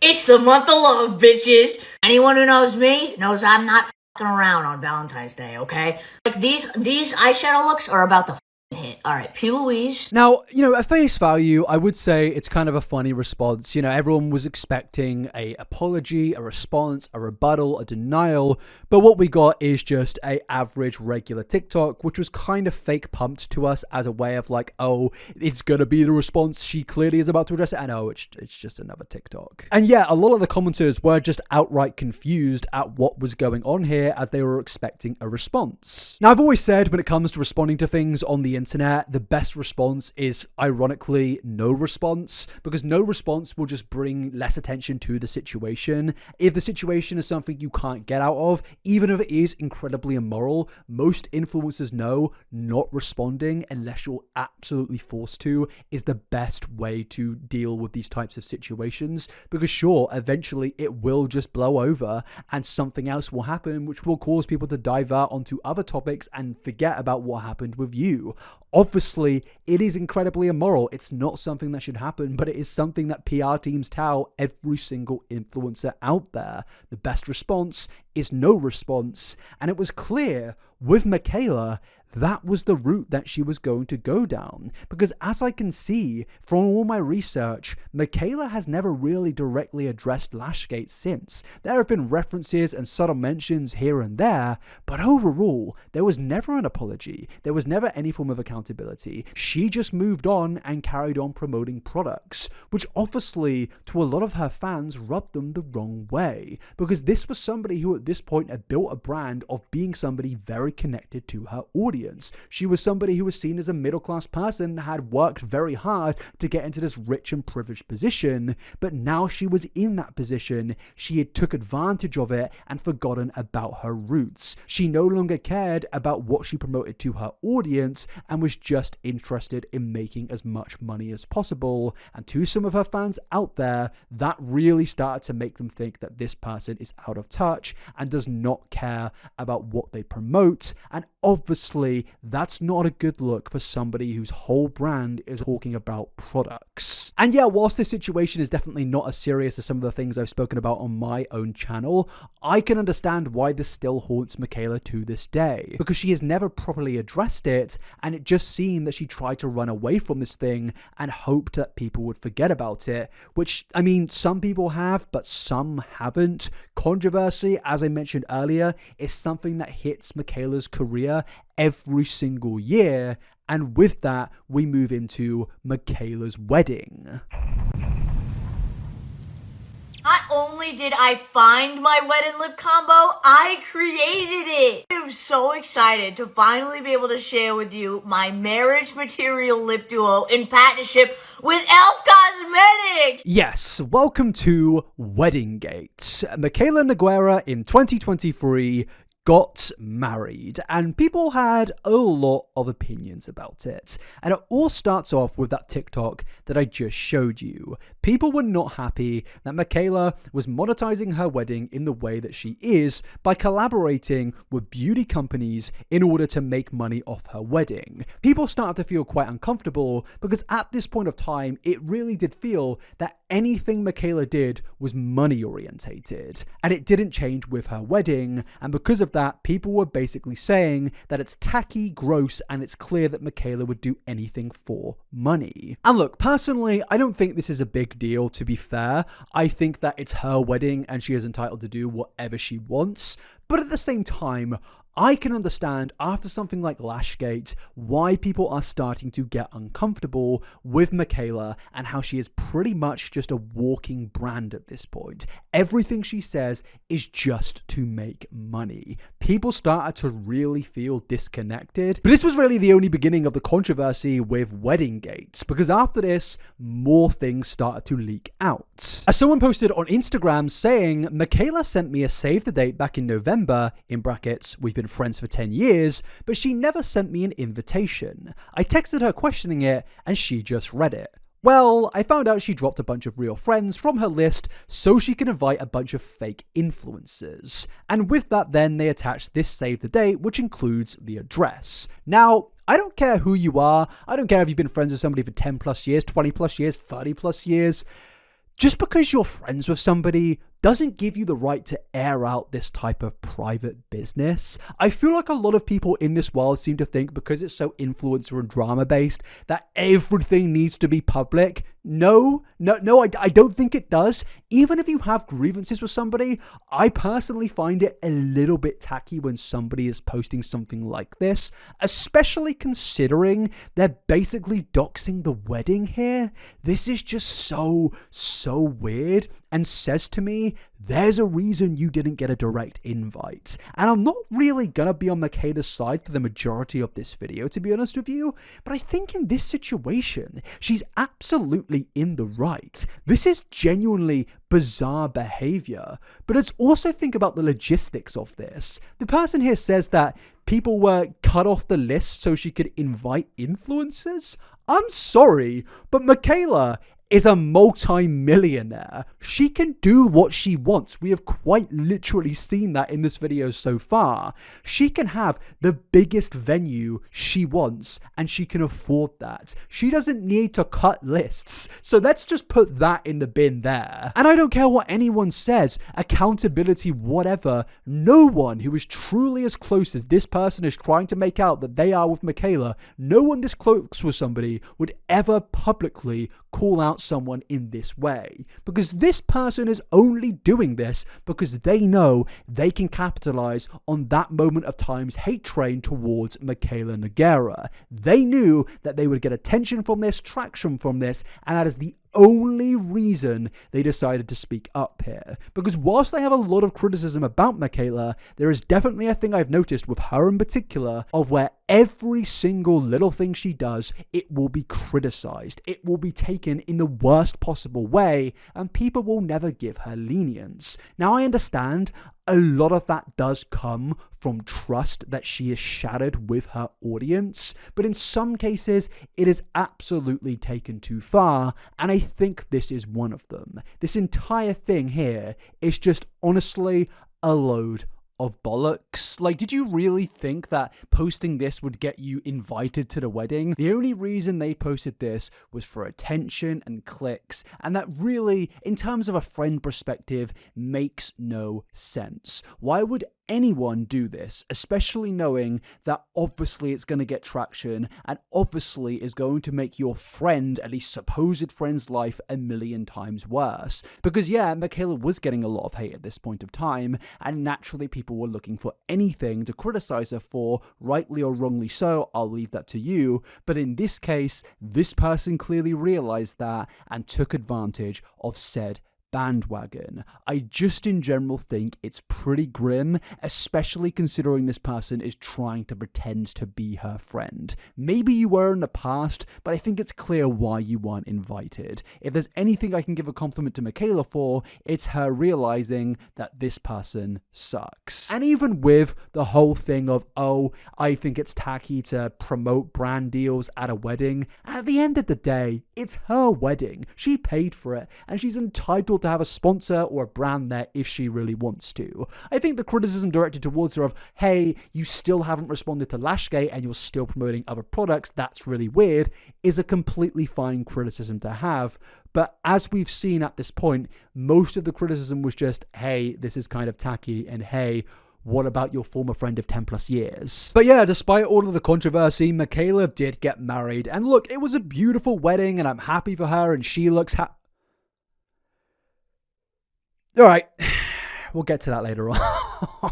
But after the wedding, another controversy began, again involving the influencers at the wedding, as somebody basically said, did she only invite influencers to the wedding? And this caused, on top of everything else, for people to basically say that Mikayla is a social climber, which I don't really think is fair, to be honest with you. At a wedding, if you're inviting influencers, you're probably only going to see the influencers' photos because, well, her private friends most likely have private social media. You're obviously not going to see their posts. And yes, you will only see the influencers. And some will say, well, why was there only photos of influencers with other influencers? Well, it's probably because those influencers actually knew each other and took photos of each other rather than taking photos with her private friends who they had never met before. I think the one thing that really confuses me about this whole wedding thing is there is actually a glaringly obvious thing that I think should be criticized, and that is again to do with James Charles. Because yeah,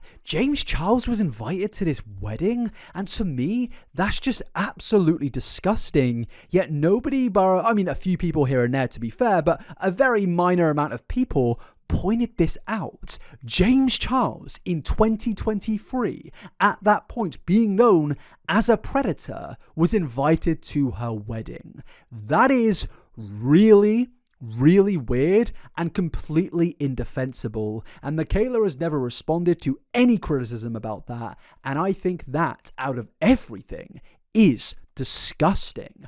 I don't know how Mikayla's brand affiliation or friendship with James Charles is something that she has gotten away with for so long now. James Charles says these blushes took years to perfect. Let's see if they live up to the hype. Me to say I am obsessed with the packaging would be an understatement. I love this. James Charles.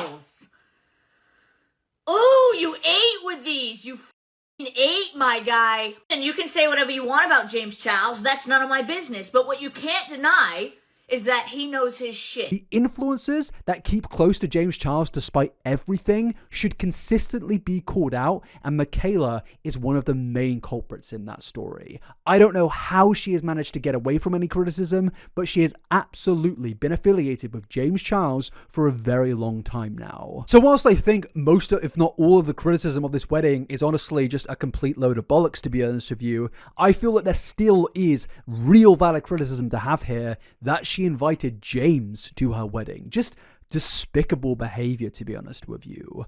But yeah, after this, she actually did make a response to everything in Weddinggate, which again is pretty shady considering she didn't make a response directly to Lashgate. I'm gonna answer your juicy questions about my wedding. So it's the best day of my life. Cody and I are so happy. We're officially husband and wife. And then the morning after my wedding, I wake up to a bunch of text messages. Yep. Mikayla, don't go on TikTok. Don't go on TikTok. Don't go on TikTok. Don't go on TikTok. Don't Google anything. I didn't. I haven't seen a single video about my wedding or any news or anything, but I have been told what has been said. So I'm going to answer some of these questions. The biggest question, was my wedding sponsored? I can't with you. No, my wedding wasn't sponsored. None of it. Absolutely none of my wedding was sponsored, and I'll show you why people are saying that. As you guys know, I came out with a lip kit with e.l.f. for my wedding day. I got to wear it at my wedding. It was awesome. And then, of course, I wanted to have some sort of wedding favor at my wedding, so I decided I would have my lip kit. And then me and my wedding planner had this sick idea to create a kissing booth.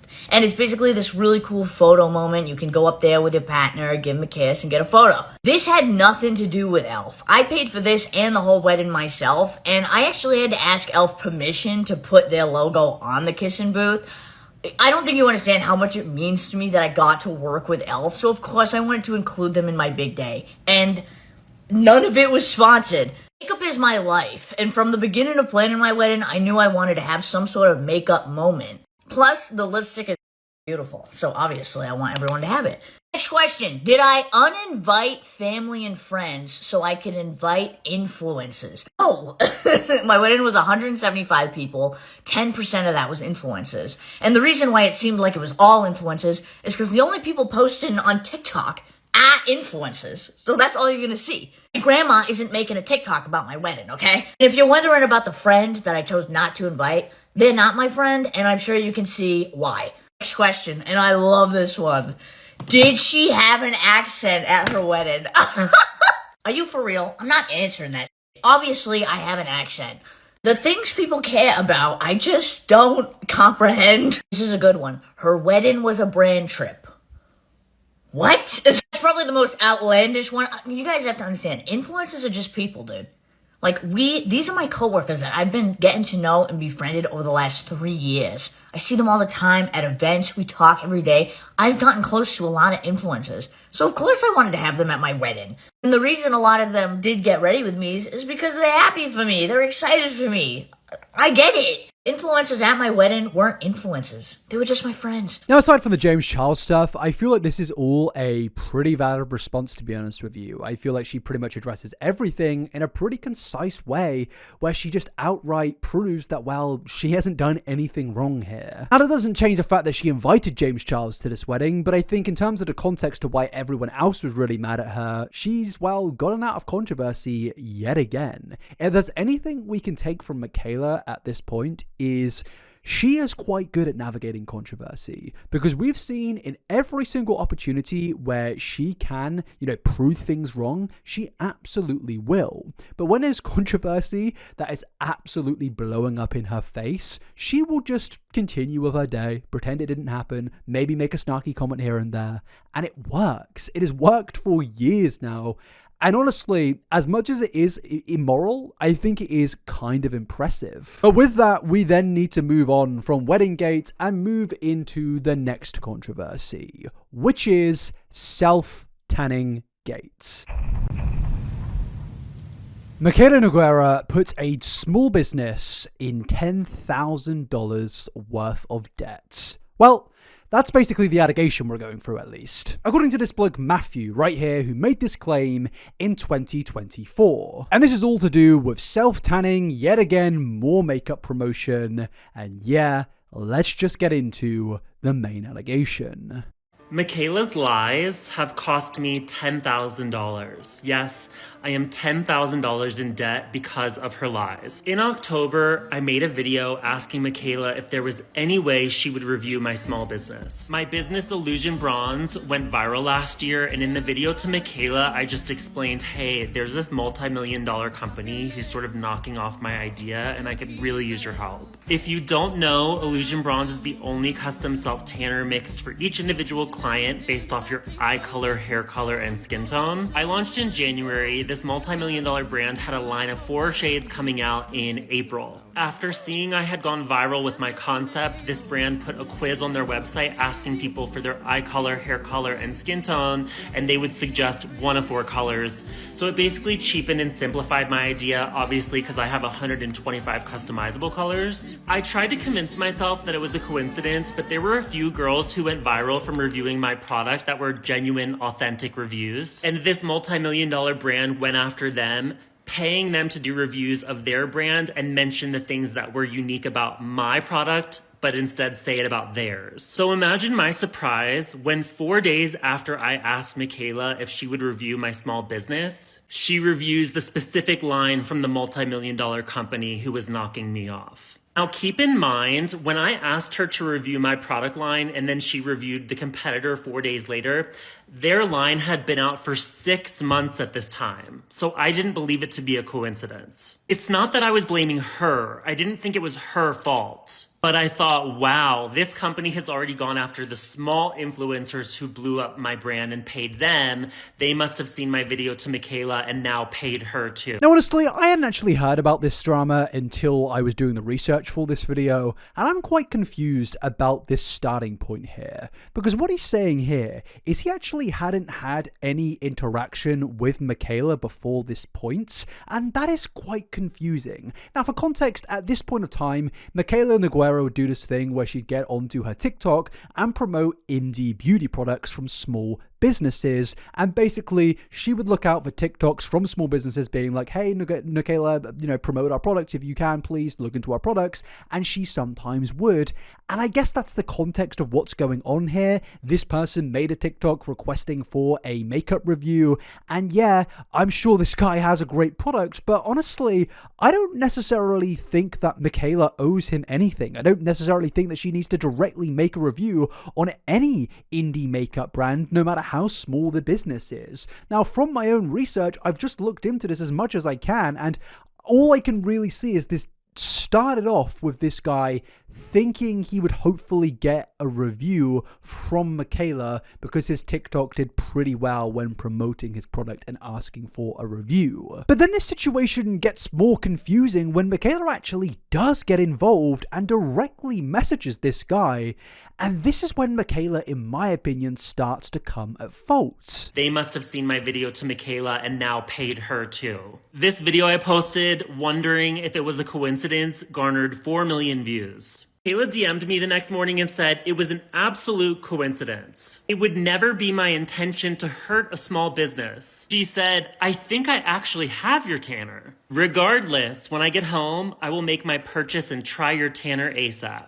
We DM back and forth for a while. She does say, I wish you would have come to me first. I was like, how? So then she gave me her phone number, asked to speak on the phone. We talked for like 20 minutes. She was like, my parents are small business owners. They've experienced similar things. I was like, wow, this poor girl, like she's young. She's doing the best she can. Once she's home, she shows me that she has the product, as well as shits all over my competitor, but I'm not gonna blast that. And for a second, I really thought like, wow, maybe this misunderstanding is turning into a friendship. Well, in October, she told me she was posting it ASAP, and then 2 months passed by. I really just had grieved the idea and moved forward. I was like, damn, it's unfortunate that she really is the person that people say she is. I don't think that she understands that just because I don't have 15 million followers, I do have almost 72,000. And people tag her in my videos and ask me about her every single day now for the past 3 months. So one day when someone was in my live asking me where Mikayla's review was, I said, guys, just let it go. And then people started going to her page and commenting, where's the Illusion Bronze review? Mikayla texted me almost immediately. I don't know if you mentioned me or something somewhere, but I'm getting so many comments about trying the tanner, and I'm actually using it this weekend. She says, I'll be posting a video about it tomorrow, December 7th. Now, in the past, Mikayla made a video about how she doesn't review indie brands anymore because they can't keep up with the orders. There's been a few instances where the indie brand cannot handle the capacity to fulfill all of those orders. I was a long-term fan and follower, so I remembered that video, and the last thing that I wanted to do was embarrass myself, my business, or her. And Shopify had kept offering me a $10,000 loan. So when she told me, I'm reviewing this tomorrow, I was like, let me take that loan. The money gets deposited within like 24 hours, and I spent all $10,000 on product. I honestly felt like that day was Christmas. I was so excited. I kept refreshing my TikTok feed. Now, yeah, obviously this did not work out for Matthew. But before we go any further, I do just want to say, no matter how good a promise an influencer makes you, or a rich person makes you, or a celebrity makes you, make sure you have a contract in writing before you take out a loan. It's understandable what was going through his mind here. Obviously, he didn't want to embarrass himself. He thought there was going to be a lot of traction coming to his page, but I should say there was no contract made, and this was all based on word of mouth and Mikayla texting him.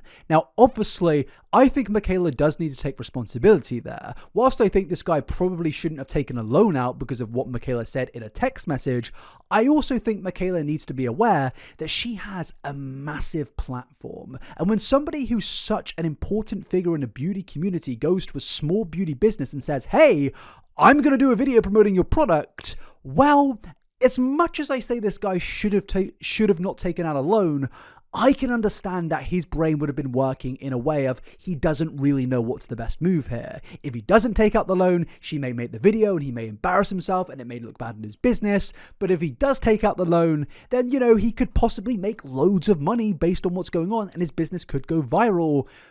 But obviously, that did not happen. And that's why I think this is kind of an issue of both sides have, one's not really done wrong. I think in hindsight, he could have handled this in a better way. But with Mikayla, I think she's been grossly irresponsible with her platform here. And when she finally posted, she clearly had a tan on, but it was hideous. Talking like beyond orange, and the hands were a mess. I genuinely didn't understand with how my product line works, how she could turn out looking like that. Still, I tried to find the least offensive photo of this tan I could find and texted her, "You look beautiful." Here is my message below. I say I wish I could have given her tips and talked to her more about how long to leave it on for. When she and I were on the phone, Mikayla wanted to make sure that my tan was a rapid tan, which it is. You leave it on 1 hour for light, 2 hours for medium, 3 hours for dark. She told me she doesn't like using tans that you leave on for a long time. But she told me she left on mine for 12 hours, so I'm like, is that why it turned out so bad? Still, she tells me she loves it. If you're unaware of this, Mikayla usually posts in chronological order, so I'm like, if this is my tan, why didn't she post a review video? She said she was posting it today. Called my mom so upset. I'm like, Mom, when she posts this video, no one is going to want to buy myself tanner. Like, how did it turn out this way? And then my mom said, Matt, with all the orders you've had, has anybody ever told you they look orange? Have you ever seen a photo of someone who looks orange after using Illusion Bronze? And I was like, no. And then I went back and I looked at her full body and I realized she got a spray tan.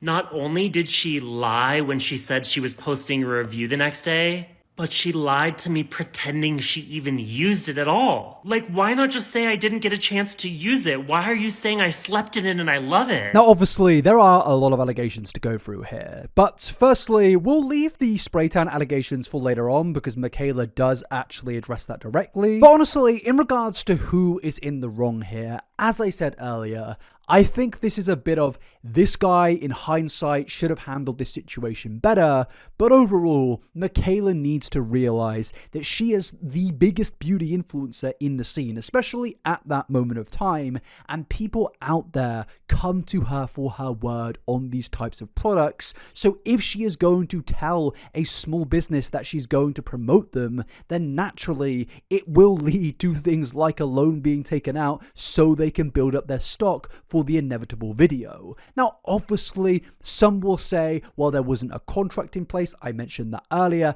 And yes, that absolutely is that's right. That is absolutely the right thing there. But at the same time, let's be a human being about this, man. If you were running a small business and a multi-millionaire, one of the biggest people in your industry says they're going to promote you, you also probably would act out in a, I guess, not the best possible way. why? Like, if I was running a clothing brand and the owner of Gucci came to me saying, hey, we're going to work with you tomorrow, I'd be like, whoa, we haven't got enough stock in, let's order some stock in.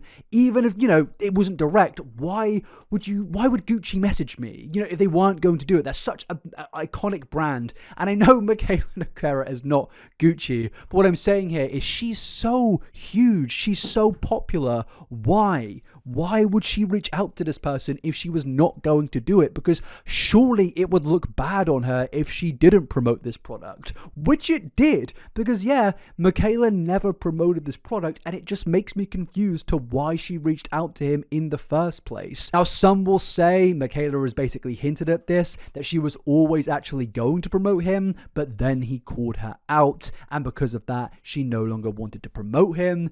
But even then, we've seen her messaging him, reaffirming to him that she's going to promote the product, but she never does. And now the comments were being pretty fair in the situation. Someone said, nah, you are both in the wrong here. She shouldn't make promises she can't keep, but you shouldn't make a massive financial move based on a non-contractual casual conversation with no actual obligation. And yes, in a logical point of view, it makes sense. That does make complete sense. But at the same time, just put yourself in this person's shoes. I understand why he did what he did.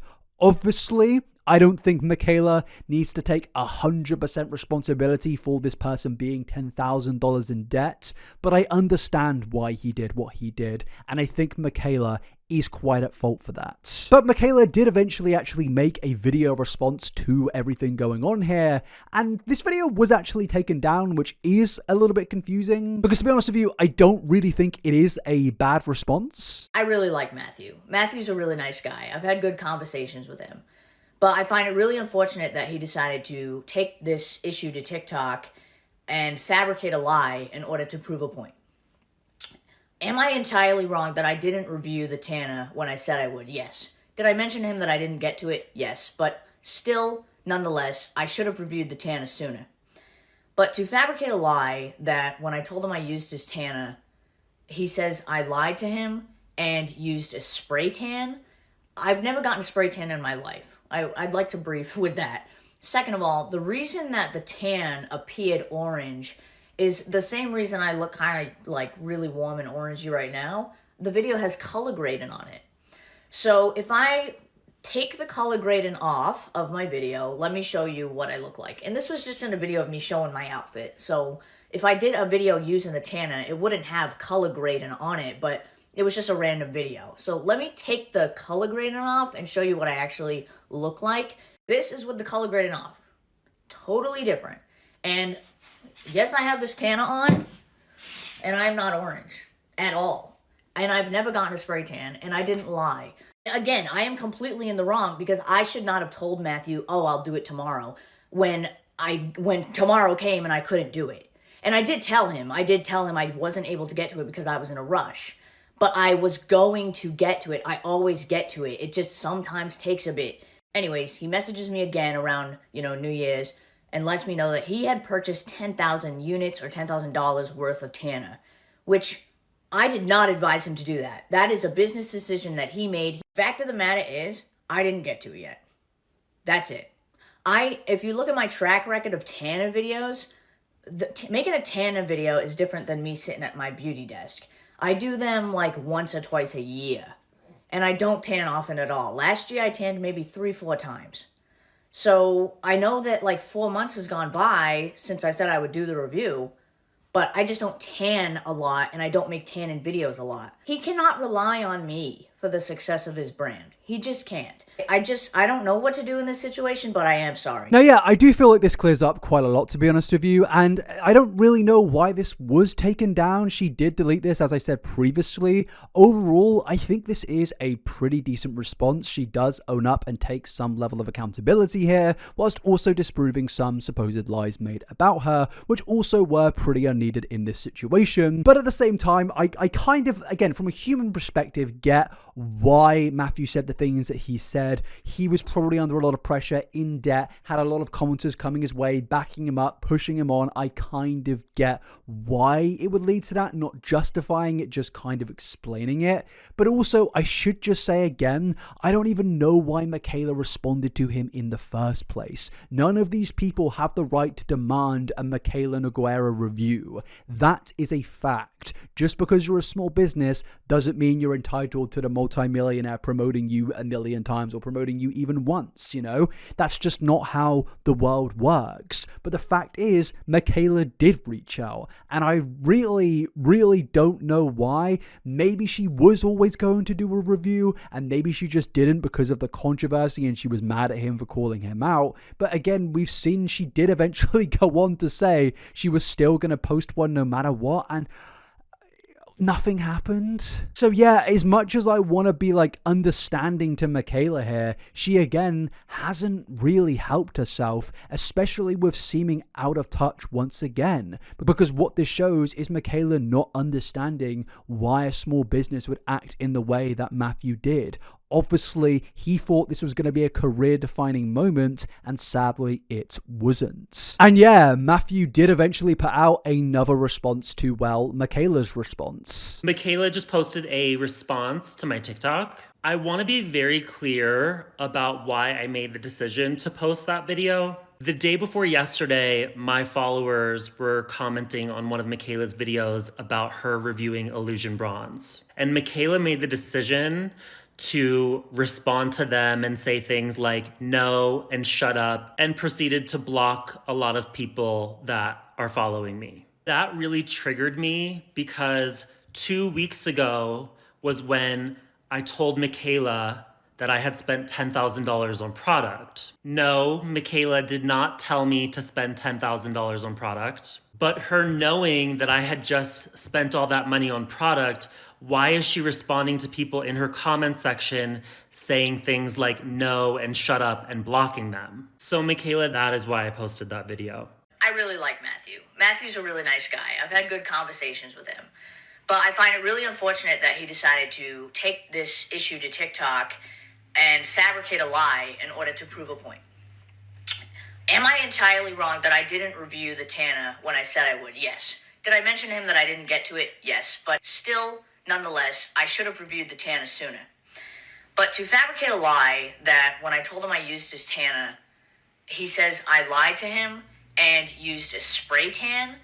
I've never gotten a spray tan in my life. I'd like to brief with that. If Mikayla is saying that she didn't get a spray tan, I'm not gonna double down. If I'm wrong, and I apologize for that. See, I've been airbrush tanning people for half of my life. And there's something called either a heavy hand or a light hand when you're airbrushing.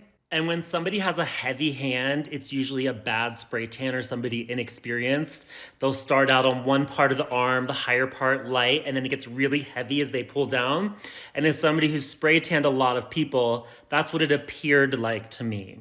But like she said, that's not true. Second of all, the reason that the tan appeared orange is the same reason I look kind of like really warm and orangey right now. The video has color grading on it.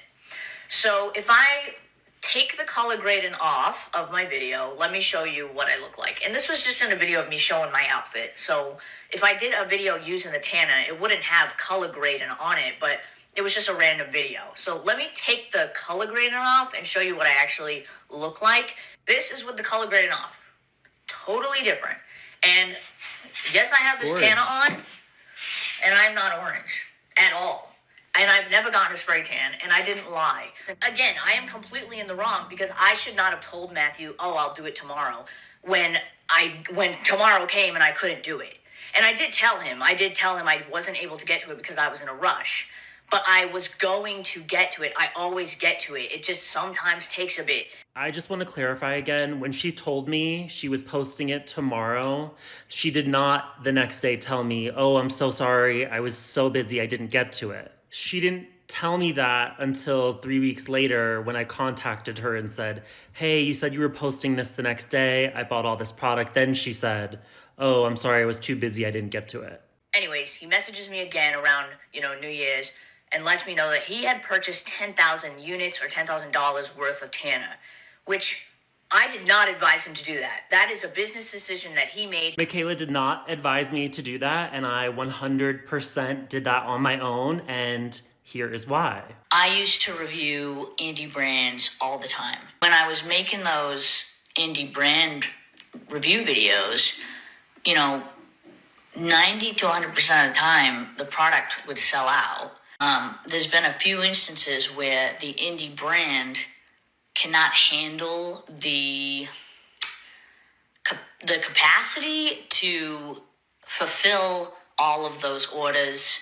There have been cases where I sold out a product and the brand got greedy and put the product back in stock, but it wasn't back in stock, and people ordered it and then waited months to receive it because this indie brand was dishonest, had people buying a product that wasn't even in stock.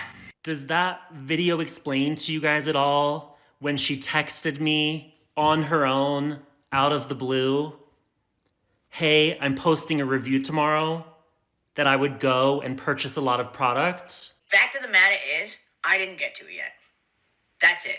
This final part of the video is the only part that really pissed me off. I will say almost no one in my comment section was defending Mikayla, but the 2 or 3 people said the exact same thing, which she regurgitated. He can't rely on her for the success of his business. He cannot rely on me for the success of his brand. He just can't. I don't know what to do in this situation, but I am sorry. My business did very well last year, long before Mikayla. I was not relying on her for the sole success of my business that I've worked on for 6 or 7 years. This is just about when you say you're gonna do something, just do it. Now, yeah, I feel like it's yet again another good response, and to kind of come to some form of conclusion in this new piece of controversy, I feel like both of them have made mistakes here. It could have been handled better. I don't even know why Mikayla got involved in the first place. Maybe she just felt some pressure from her own audience. But also, there is a positive ending to this story, because if you go into the comments section, people have claimed that the product that he wanted Mikayla to promote has now actually sold out. So hopefully, he is no longer in debt, and hopefully, this eventually all weirdly played out pretty well for the guy. But the thing is, Mikayla doesn't really help herself in these situations, because months later, Mikayla decides to randomly make a joke about this situation, and it's just kind of confusing to me, because it's like you've inadvertently contributed to this guy, being 10k in debt, and you're making little jabs about it. Boston lady made this joke at my expense. Basically, I plan on doing a full face of Kimchi Beauty. It may be in 4 months. It may be next week. I don't know. If you don't remember what happened, she said she was going to review my small business, texted me herself out of the blue saying I'm posting a review tomorrow. I purchased all this inventory to prepare for the influx of orders. She never posted it. 4 months went by. So that's what she was referencing in that clip. Well, if you're going to make a joke at my expense, you better deliver. Not only has 1 week passed, but 4 months have passed. We're going on 5 months, and she still has not reviewed Kimchi Beauty. And yes, I'm petty. I put this on my calendar because I knew she was never gonna do the review. Why? Well, because they're a small business and they're not paying her. You didn't know that you could only count on beauty reviewers if they're getting paid to review it? Listen, she's busy. I get it. She has to record 4 skincare reviews to post over the course of 2 weeks and to credit all of them for her perfect skin. And yeah, honestly, if I was Matthew, I would be pissed off, because some will say maybe that wasn't a reference previously to Matthew, but honestly, I just feel like it clearly is a dig, and if I was Matthew, I also would be incredibly annoyed. And once again, it just kind of feels like this person is out of touch and losing grip on, regular reality. It seems at this point she had just become a stereotypical traditional influencer beauty guru, which was a shame, because at that point of time in 2020 and 2021, Mikayla was making waves for all the right reasons, but now she had just become everything we had previously criticized with other beauty gurus, and the controversy does not end there, because in 2025, Mikayla made a certain announcement. Yes, she's getting a divorce.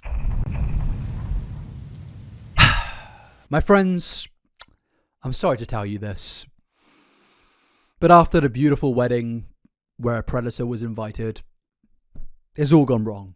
It's all gone wrong. Because Mikayla and her husband, you're going to need to take a breather for this one. You're going to need to sit back. You're going to need to sit back. Because they've divorced. I want to stat this video by saying... It's just the interest, the accent again. We're going back to controversy number 2 of, I want to stat this video. I mean, like, come on. People obviously have been pointed out the accent here. This clip has gone viral. Yes, sorry to interject 1 second in, but this is a video of when Mikayla announces that she is getting a divorce. Now, why is this video even a chapter? Surely this should just be an off note of, she also got a divorce. Well, this video went viral for so many reasons. This video went viral because people were basically saying, who is this for? Why are influencers doing this? And pretty much everyone was just saying, this is the epitome of why no one likes TikTokers, because they are very self-obsessed and they feel the need to post videos like this. I appreciate you and I love you, and you're gonna want to sit down for this video. It's like, I get what she's saying. At the end of the day, she has an audience. She has a very dedicated fandom. And I understand, she has built a very close connection with them over the years. But it is still funny to hear, because if you're an outsider, you're probably thinking this is weird and everyone involved is very parasocial and should be doing better things with their day. I can't make that criticism. I'm making a 3-hour video about a beauty guru. But also, yeah, it's quite funny, but it only continues. I am getting a divorce. Take a minute. Take it in. I am getting a divorce. Cody and I love each other so much. We love each other so much. We would do literally anything for each other. I want you to know that.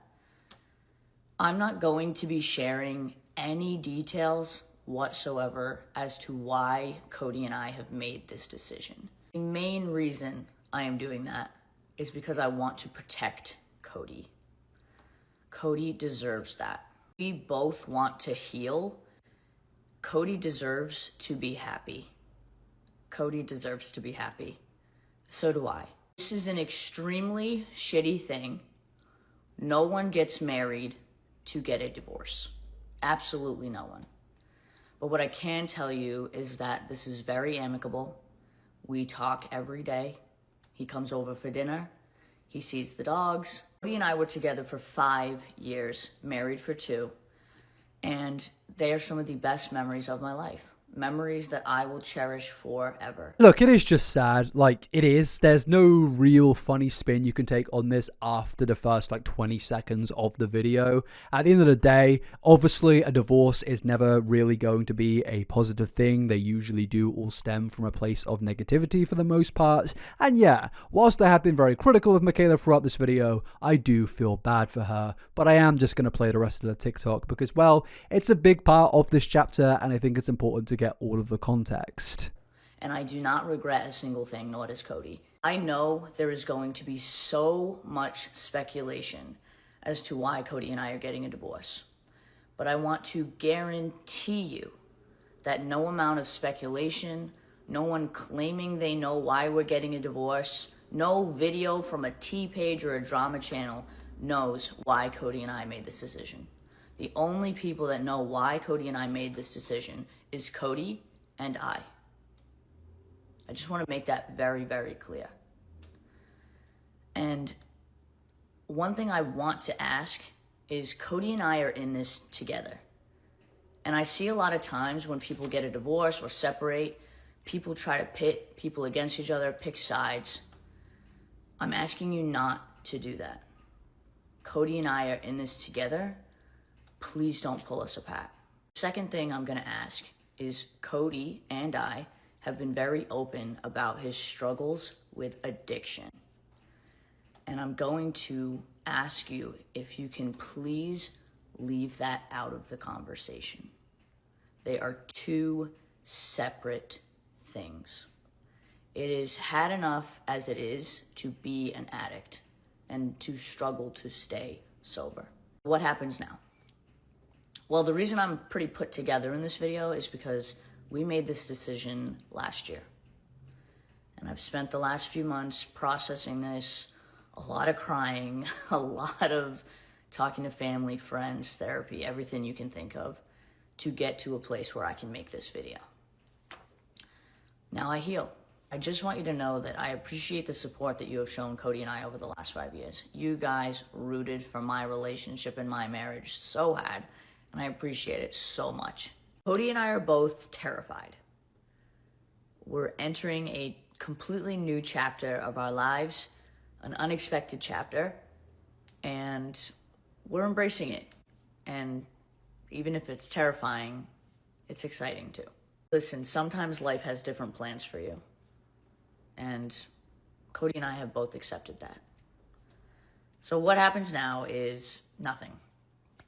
I have been going through this with Cody for the past few months. Shit's tough. There's a lot of crying.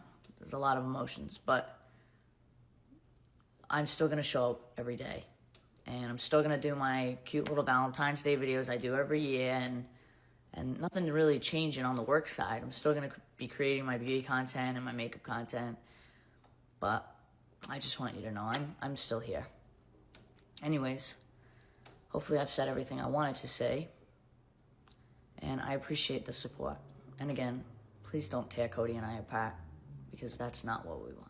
Now this video, yes, as I said, it caused a lot of controversy because a lot of people out there were basically saying, as I said previously, who is this for and why are you doing this? But like I explained earlier, there is reason to the madness. And yes, it is very dramatic, it is very hilarious to see, and I get why people would cringe at it, because even I cringed at it, and even I look at it thinking, why are you doing this? You don't need to post something like this. But also, I think it does just come under the thing again of a lot of people weren't really taking this seriously. It was just more people making jokes and making jabs at Mikayla. And to be honest with you, I think that's the best part about the internet. When there is a very serious and depressing situation, people can turn it into a bit of a funny joke. And yes, that is exactly what happened here. I am getting a divorce. Now, there were a few videos made about this situation which were a little bit serious, of people basically saying, so what if she made this video? Like, why does it really matter? And yeah, I kind of get that opinion. So what if Mikayla used her divorce for content? Who gives a I think it's, to be honest with you, who cares though? Real talk, she probably got to pay his ass alimony. Get your bag. Fierce is fierce, honey. She might have lost her husband. She gained a fan out of me. I don't give a... Y'all hate because you could never.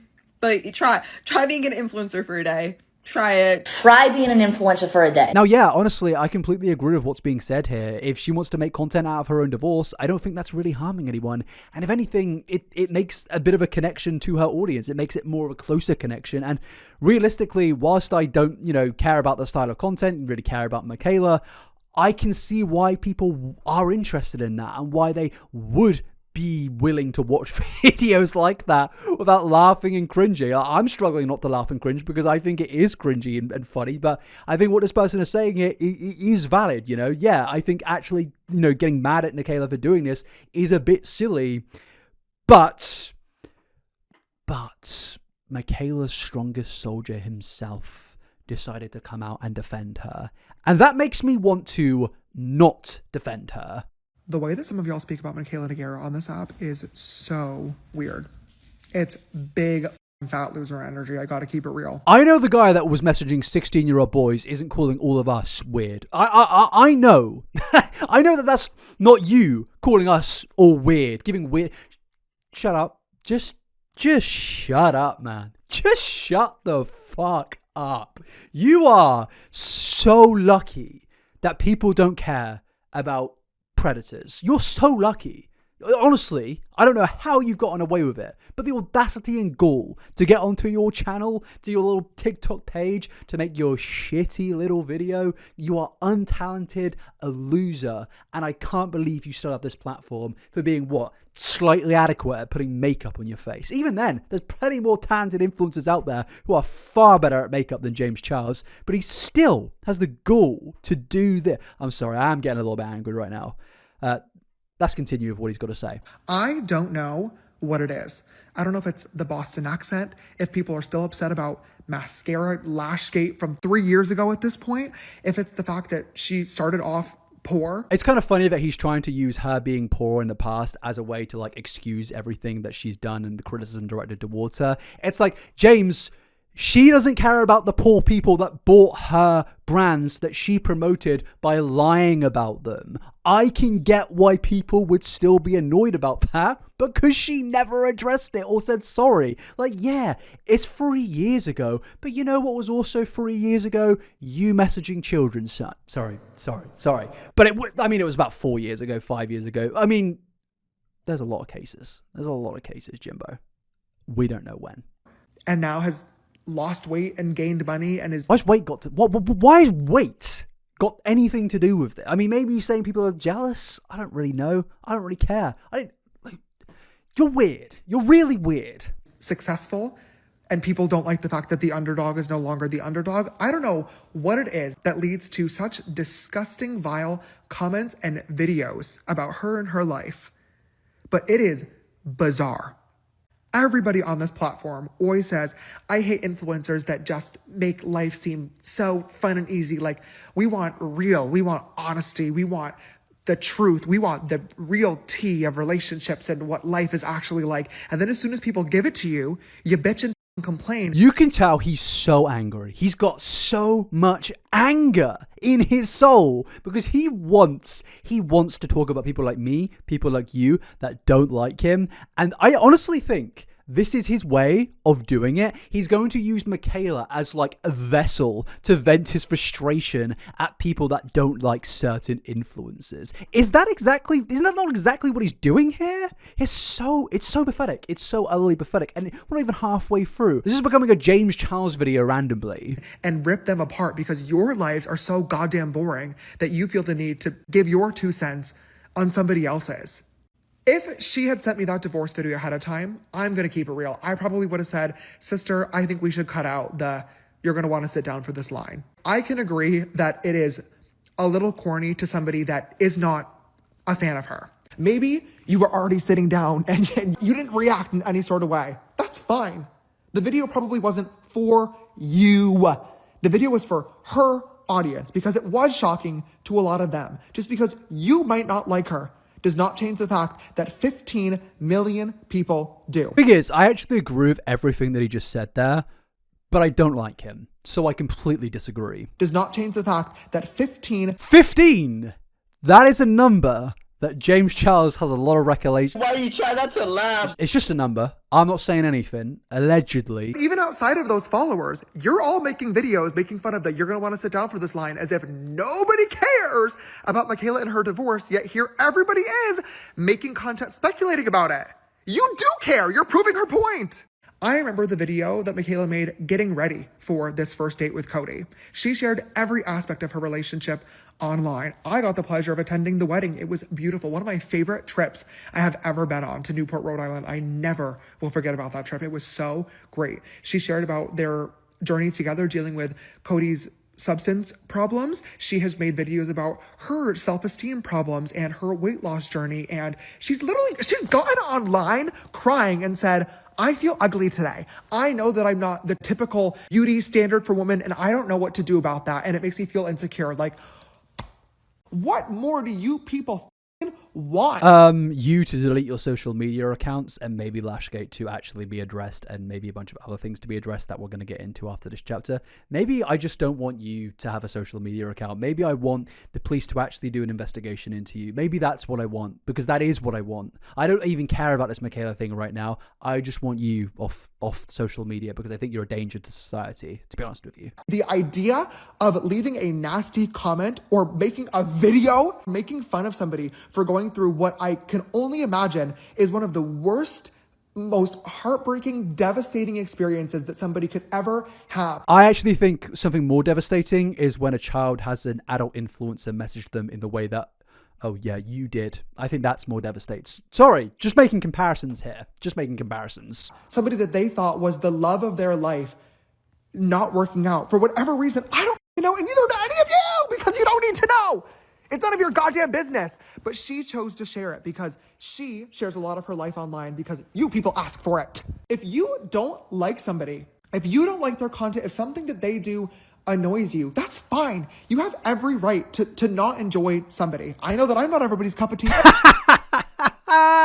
You're not everyone's cup of tea. Come on, mate. Come on. Just say it. Just say that you know that you are a dirty predator. Just say it, man. Just say it.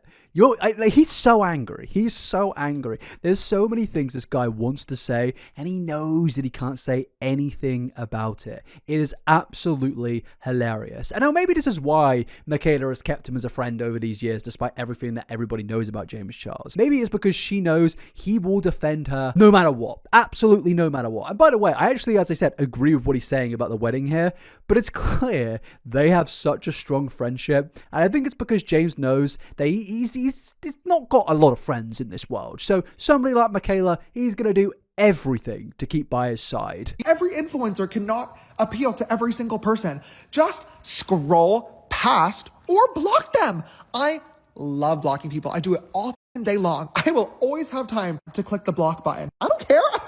Goodbye. Goodbye. You will not be missed. It's really easy and free to just be nice or just scroll. And I really, really wish some of y'all would try a little bit harder to give that woman some grace. She's just putting on makeup, putting on clothes that make her happy, and sharing her life. And if you don't want to be a part of that, totally fine. There is no need. Okay, now being serious for a second, I definitely think the criticism directed towards the divorce video is just stupid, but to wash off everything Mikayla has done in her career as just, oh, she's making makeup and people just want to hate her for the sake of hating, it's like, I don't think that's necessarily true, and I think you're being incredibly disingenuous when you say that. There is a lot of valid reasons to have criticism directed towards Mikayla. I'm not saying people need to hate Mikayla, but I think I can understand why a lot of people out there are not fans of this individual. And people like James Charles are exactly why I'm not a fan of Mikayla, because why is she remaining friends with this individual? Is it because she wants his defense? Is it because she truly values him as a friend? I don't really care either way. I just don't think you should be friends with somebody that was caught messaging 16-year-old boys. I think that's incredibly inappropriate and should not be something that is pretty much platformed or celebrated, yet Mikayla continues to do so, and I think that is very weird. So James's defense here of there's really no reason to hate Mikayla and she's just being an honest influencer in every essence, I just think is wrong and a lie. But yeah, with that, it kind of takes us to the ending of all of the major controversies surrounding Mikayla. There are plenty of other reasons to why people have gotten mad at her over the years, so many smaller sort of examples, and we're going to go through a few of those now in a bit of a lightning round. So yes, this is a lightning round in a video about a beauty guru where we're going to be going through some of the smaller controversies pretty quickly. And whilst they are smaller, I don't think none of these things necessarily make Mikayla look any better, because most of the things we're about to speak about now really don't look good. Now yeah, as we've spoken about a lot during this video, Mikayla's content is all about reviewing makeup, and a lot of people will go to her for her authenticity and to find out what product is worth spending your hard-earned money on. But a big topic of contention is, well, how Mikayla speaks about certain products when she's being paid and not paid. Because some TikToks started to go viral of when Mikayla is promoting the same product that she has spoke about in the past or just goes on to speak about in the future, and in the paid promotion she seems a lot more positive, and that has seemed to have drawn a lot of valid criticism. Foundation from Essence is only $6.99, so let's try it. Let me tell you something, I got these at Ulta, okay? The shade range is not it. Well, there's 20 shades, but do these three not look exactly the same? And listen to the name, Fair, Pale, Porcelain. How the are you supposed to know the difference between those? I'm sorry. Do these not look practically the same? Face of Essence, I have always wanted to do this. Essence is so good. Long-lasting foundation, transfer-proof, waterproof, covers everything. Look at that, all the blemishes I had gone. Look how smooth. Yeah, I'm confused. She seems to be promoting a product whilst also ripping in slightly to the same product in a non-promoted paid video. Yeah, I can see why a lot of people would be mad at this, because obviously it starts to ask the question of, are you really authentic, or are you just doing this for a paycheck? Now, some have argued, in fairness, she's knocking the shade range and not the formula itself, but I mean, it's pretty dodgy, especially knowing that this has happened supposedly more than once. Okay, the claim is big. Foundation mind. You have never seen natural full coverage like this.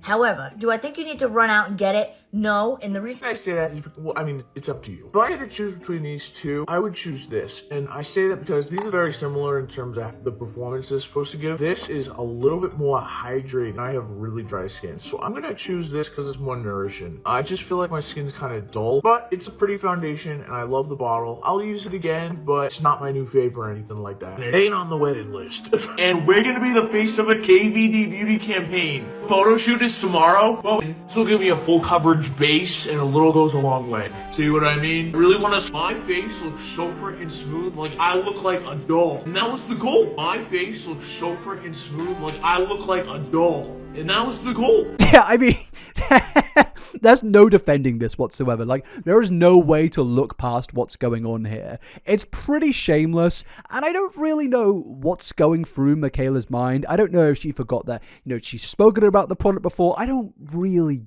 get it. But it doesn't end there, because there was another video that went semi-viral of the exact same thing happening with another product. I want to like this. I do. I want to like it, but the wand is too big, and it works almost too well. Like, once you get those brow hairs in place, they are stuck, and it's actually a little bit difficult to get off. Makes my brows look pretty good, but I just really prefer my NYX brow glue. I also find that the pencil I use like every day does not go on as smoothly when I use this brow. Not to be gel, they came out with a brow gel called Glued. Wow. All right, let's see. I'm gonna do a soap fluffy brows. It feels really nice and cold. Okay, easily combed through. I know something though, my brows look so good. Holy shit. They look so fluffy. Ugh. Yeah, I don't know how this has happened more than once. This has happened 3 times now. That is a hat trick. And of course, when you're a beauty guru like Mikayla Nogueira, who, as I mentioned before, is someone who is known for their authenticity. They're known to promote products, and people believe her. They go to her to work out where they should spend their hard-earned money. And it seems that Mikayla doesn't really care about where that money goes. If it's on a bad product or a good product, she'll just happily promote something to get a bag. Pretty much, well, the majority of her posts seem to be some form of promotion, and it kind of goes back into that old thing I mentioned earlier of her being out of touch. She doesn't really seem to care about what she promotes. She is just there to make a bag. And look, don't get me wrong, I'm all about making a bag. I'm all about a brand deal. That is fine. But when your content is primarily about promoting products, I think that is where things start to get a little bit complicated. It's not like Mikayla is making a complete different form of content and then one day she decided to, promote a VPN. No, her whole thing is, I review beauty products. And when you start to bring in the contention of she's being paid for those things, whilst I think that's fine, it does look a little sus when you see videos like this. And of course, it's caused more and more controversy, which I don't believe Mikayla has ever really addressed. But the controversy surrounding brands does not end there. After in 2025, Mikayla was accused of stealing another brand's entire identity. Because yeah, in 2025, Mikayla was accused of stealing a company name from a small indie makeup brand, as Mikayla announced a new brand called POV, or Point of View, and there turned out to be another brand called POV Beauty, and they called Mikayla out, saying they felt betrayed, sad, angry, humiliated, and heartbroken. This is how I feel right now about the launch of Mikayla's brand. I feel like someone has just I'm not gonna read that. My greatest pride has been stolen. I don't have words to describe how helpless I am. It's been almost a year since the brand was created, and to see someone take your name, your concept, when you have invested all your savings, your passion, and much more, I don't know how to react or what to do right now. It saddens me to an unimaginable extent. How can we do this to a small queer Quebec business that doesn't have the means to defend anything? Now, yeah, At face value, this does seem bad, but I feel like it is more just a series of unfortunate events, based on my research. A Reddit user pointed out that POV Beauty, a Canadian company, started posting in Jan 2024, and in March 2024, an American company registered a trademark with POV Beauty in America and Canada, which, was seemingly Mikayla. And with that, we now need to know how long it takes for a copyright request to process in the United States, and apparently that is about an average processing time of 4 months. And based on that average timing, that would mean that the filing was made before the Quebec indie beauty brand started to post on Instagram. And from what a lot of people on Reddit have been saying, there was not a trademark made for the indie brand. So unfortunately, what this seems to be is just a series of an unfortunate events. Both have a decent brand name, and I think honestly, it does just seem like a coincidence. This has been a debated thing, but realistically, there isn't much evidence to suggest that this small indie brand was stolen by Mikayla. And look, I'm somebody that will happily criticize anyone, but I'm not just going to say that this 100% is a fact. It is an allegation, but based on what a lot of people have been speculating about in regards to trademarks, it does just seem to be, as I've said, a series of unfortunate events. But with that, let's move into POV Beauty and Mikayla's promotion of certain products from that brand. Because there have been a lot of allegations to do with this brand outside of trademarks and identity, with Mikayla supposedly engaging in false advertisements yet again. So the product I just showed you has instructions on the website saying apply the lip product generously to lips for hydration and color, whilst also to layer the product as much as you want. And this product sold out. A lot of people bought it, and when it started to ship out and people got their hands on it, they started to notice that, well, it's quite sticky, it's quite just not a great product in general, and a lot of people started complaining about it.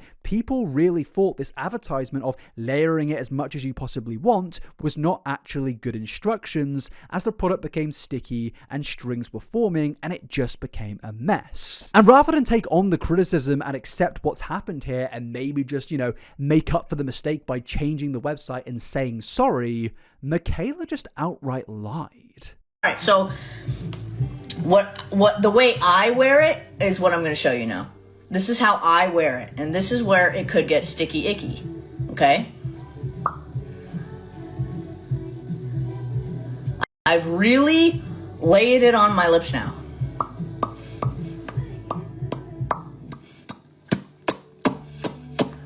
Okay, see that? Did it happen? See that? That's because I put like 3 layers of it on my lips.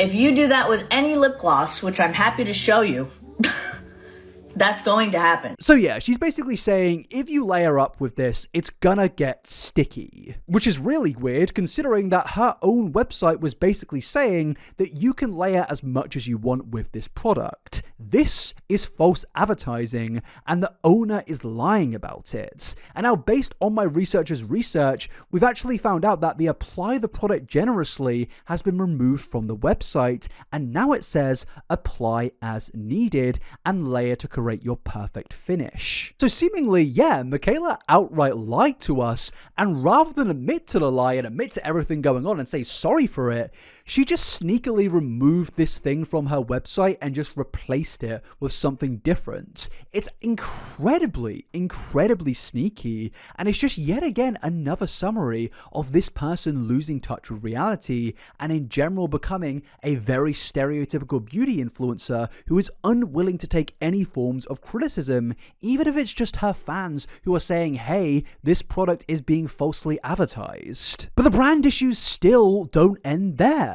Because this post here says this brand needs to be shut down. Yesterday, Mikayla's POV brand said vegan and cruelty free on her new PDRN product, and today it's gone. How is that legal? Mikayla has again been caught in false advertising. People saw this product being sold as vegan, as cruelty free, and they purchased it for that reason, and then days later it changed. How? How is that legal? How is that possibly allowed. With something like animal cruelty and veganism, it is so crucially important to get your labeling correct, yet Mikayla did not, and it sneakily changed on the website yet again, and nothing was changed. It's becoming a pattern with branding and false advertising with Mikayla. It just seems to get worse and worse and worse, but the controversies still do not end there when we get into charity. I am also hoping to do a bunch of angel trees. Now, a lot of people have been asking me to do those, and I do, but I'm confused if you want me to film it or not, okay? Like, I totally will if you want me to, but then it's like, oh, she did it for views. You need to make up your mind. I'm happy to film it. I also don't need to film it. I don't care. It's up to you. Okay, so what actually is an angel tree? Because as you can see, a lot of people were requesting Mikayla to do an angel tree, and as you can see also, it seemed that she seemed to want to do one, but was not sure about recording it. And to be fair, I can understand that because influencers do get criticized for recording their charity work. But it does seem that actually she kind of realized that, wow, her audience want her to do it, because in the comment section, people were basically asking her to, well, do it. So yeah, what actually are angel trees? Well, angel trees are basically a charity program ran to provide toys and clothing to people in need, children, disabled people, elderly people. It's a great cause in general that helps a lot of people, and a lot of rich, wealthy influencers get involved in this program every single year. But unfortunately, in this situation, the only thing that was delivered was controversy. As Mikayla did not post any angel tree content or videos, and that had a lot of people speculating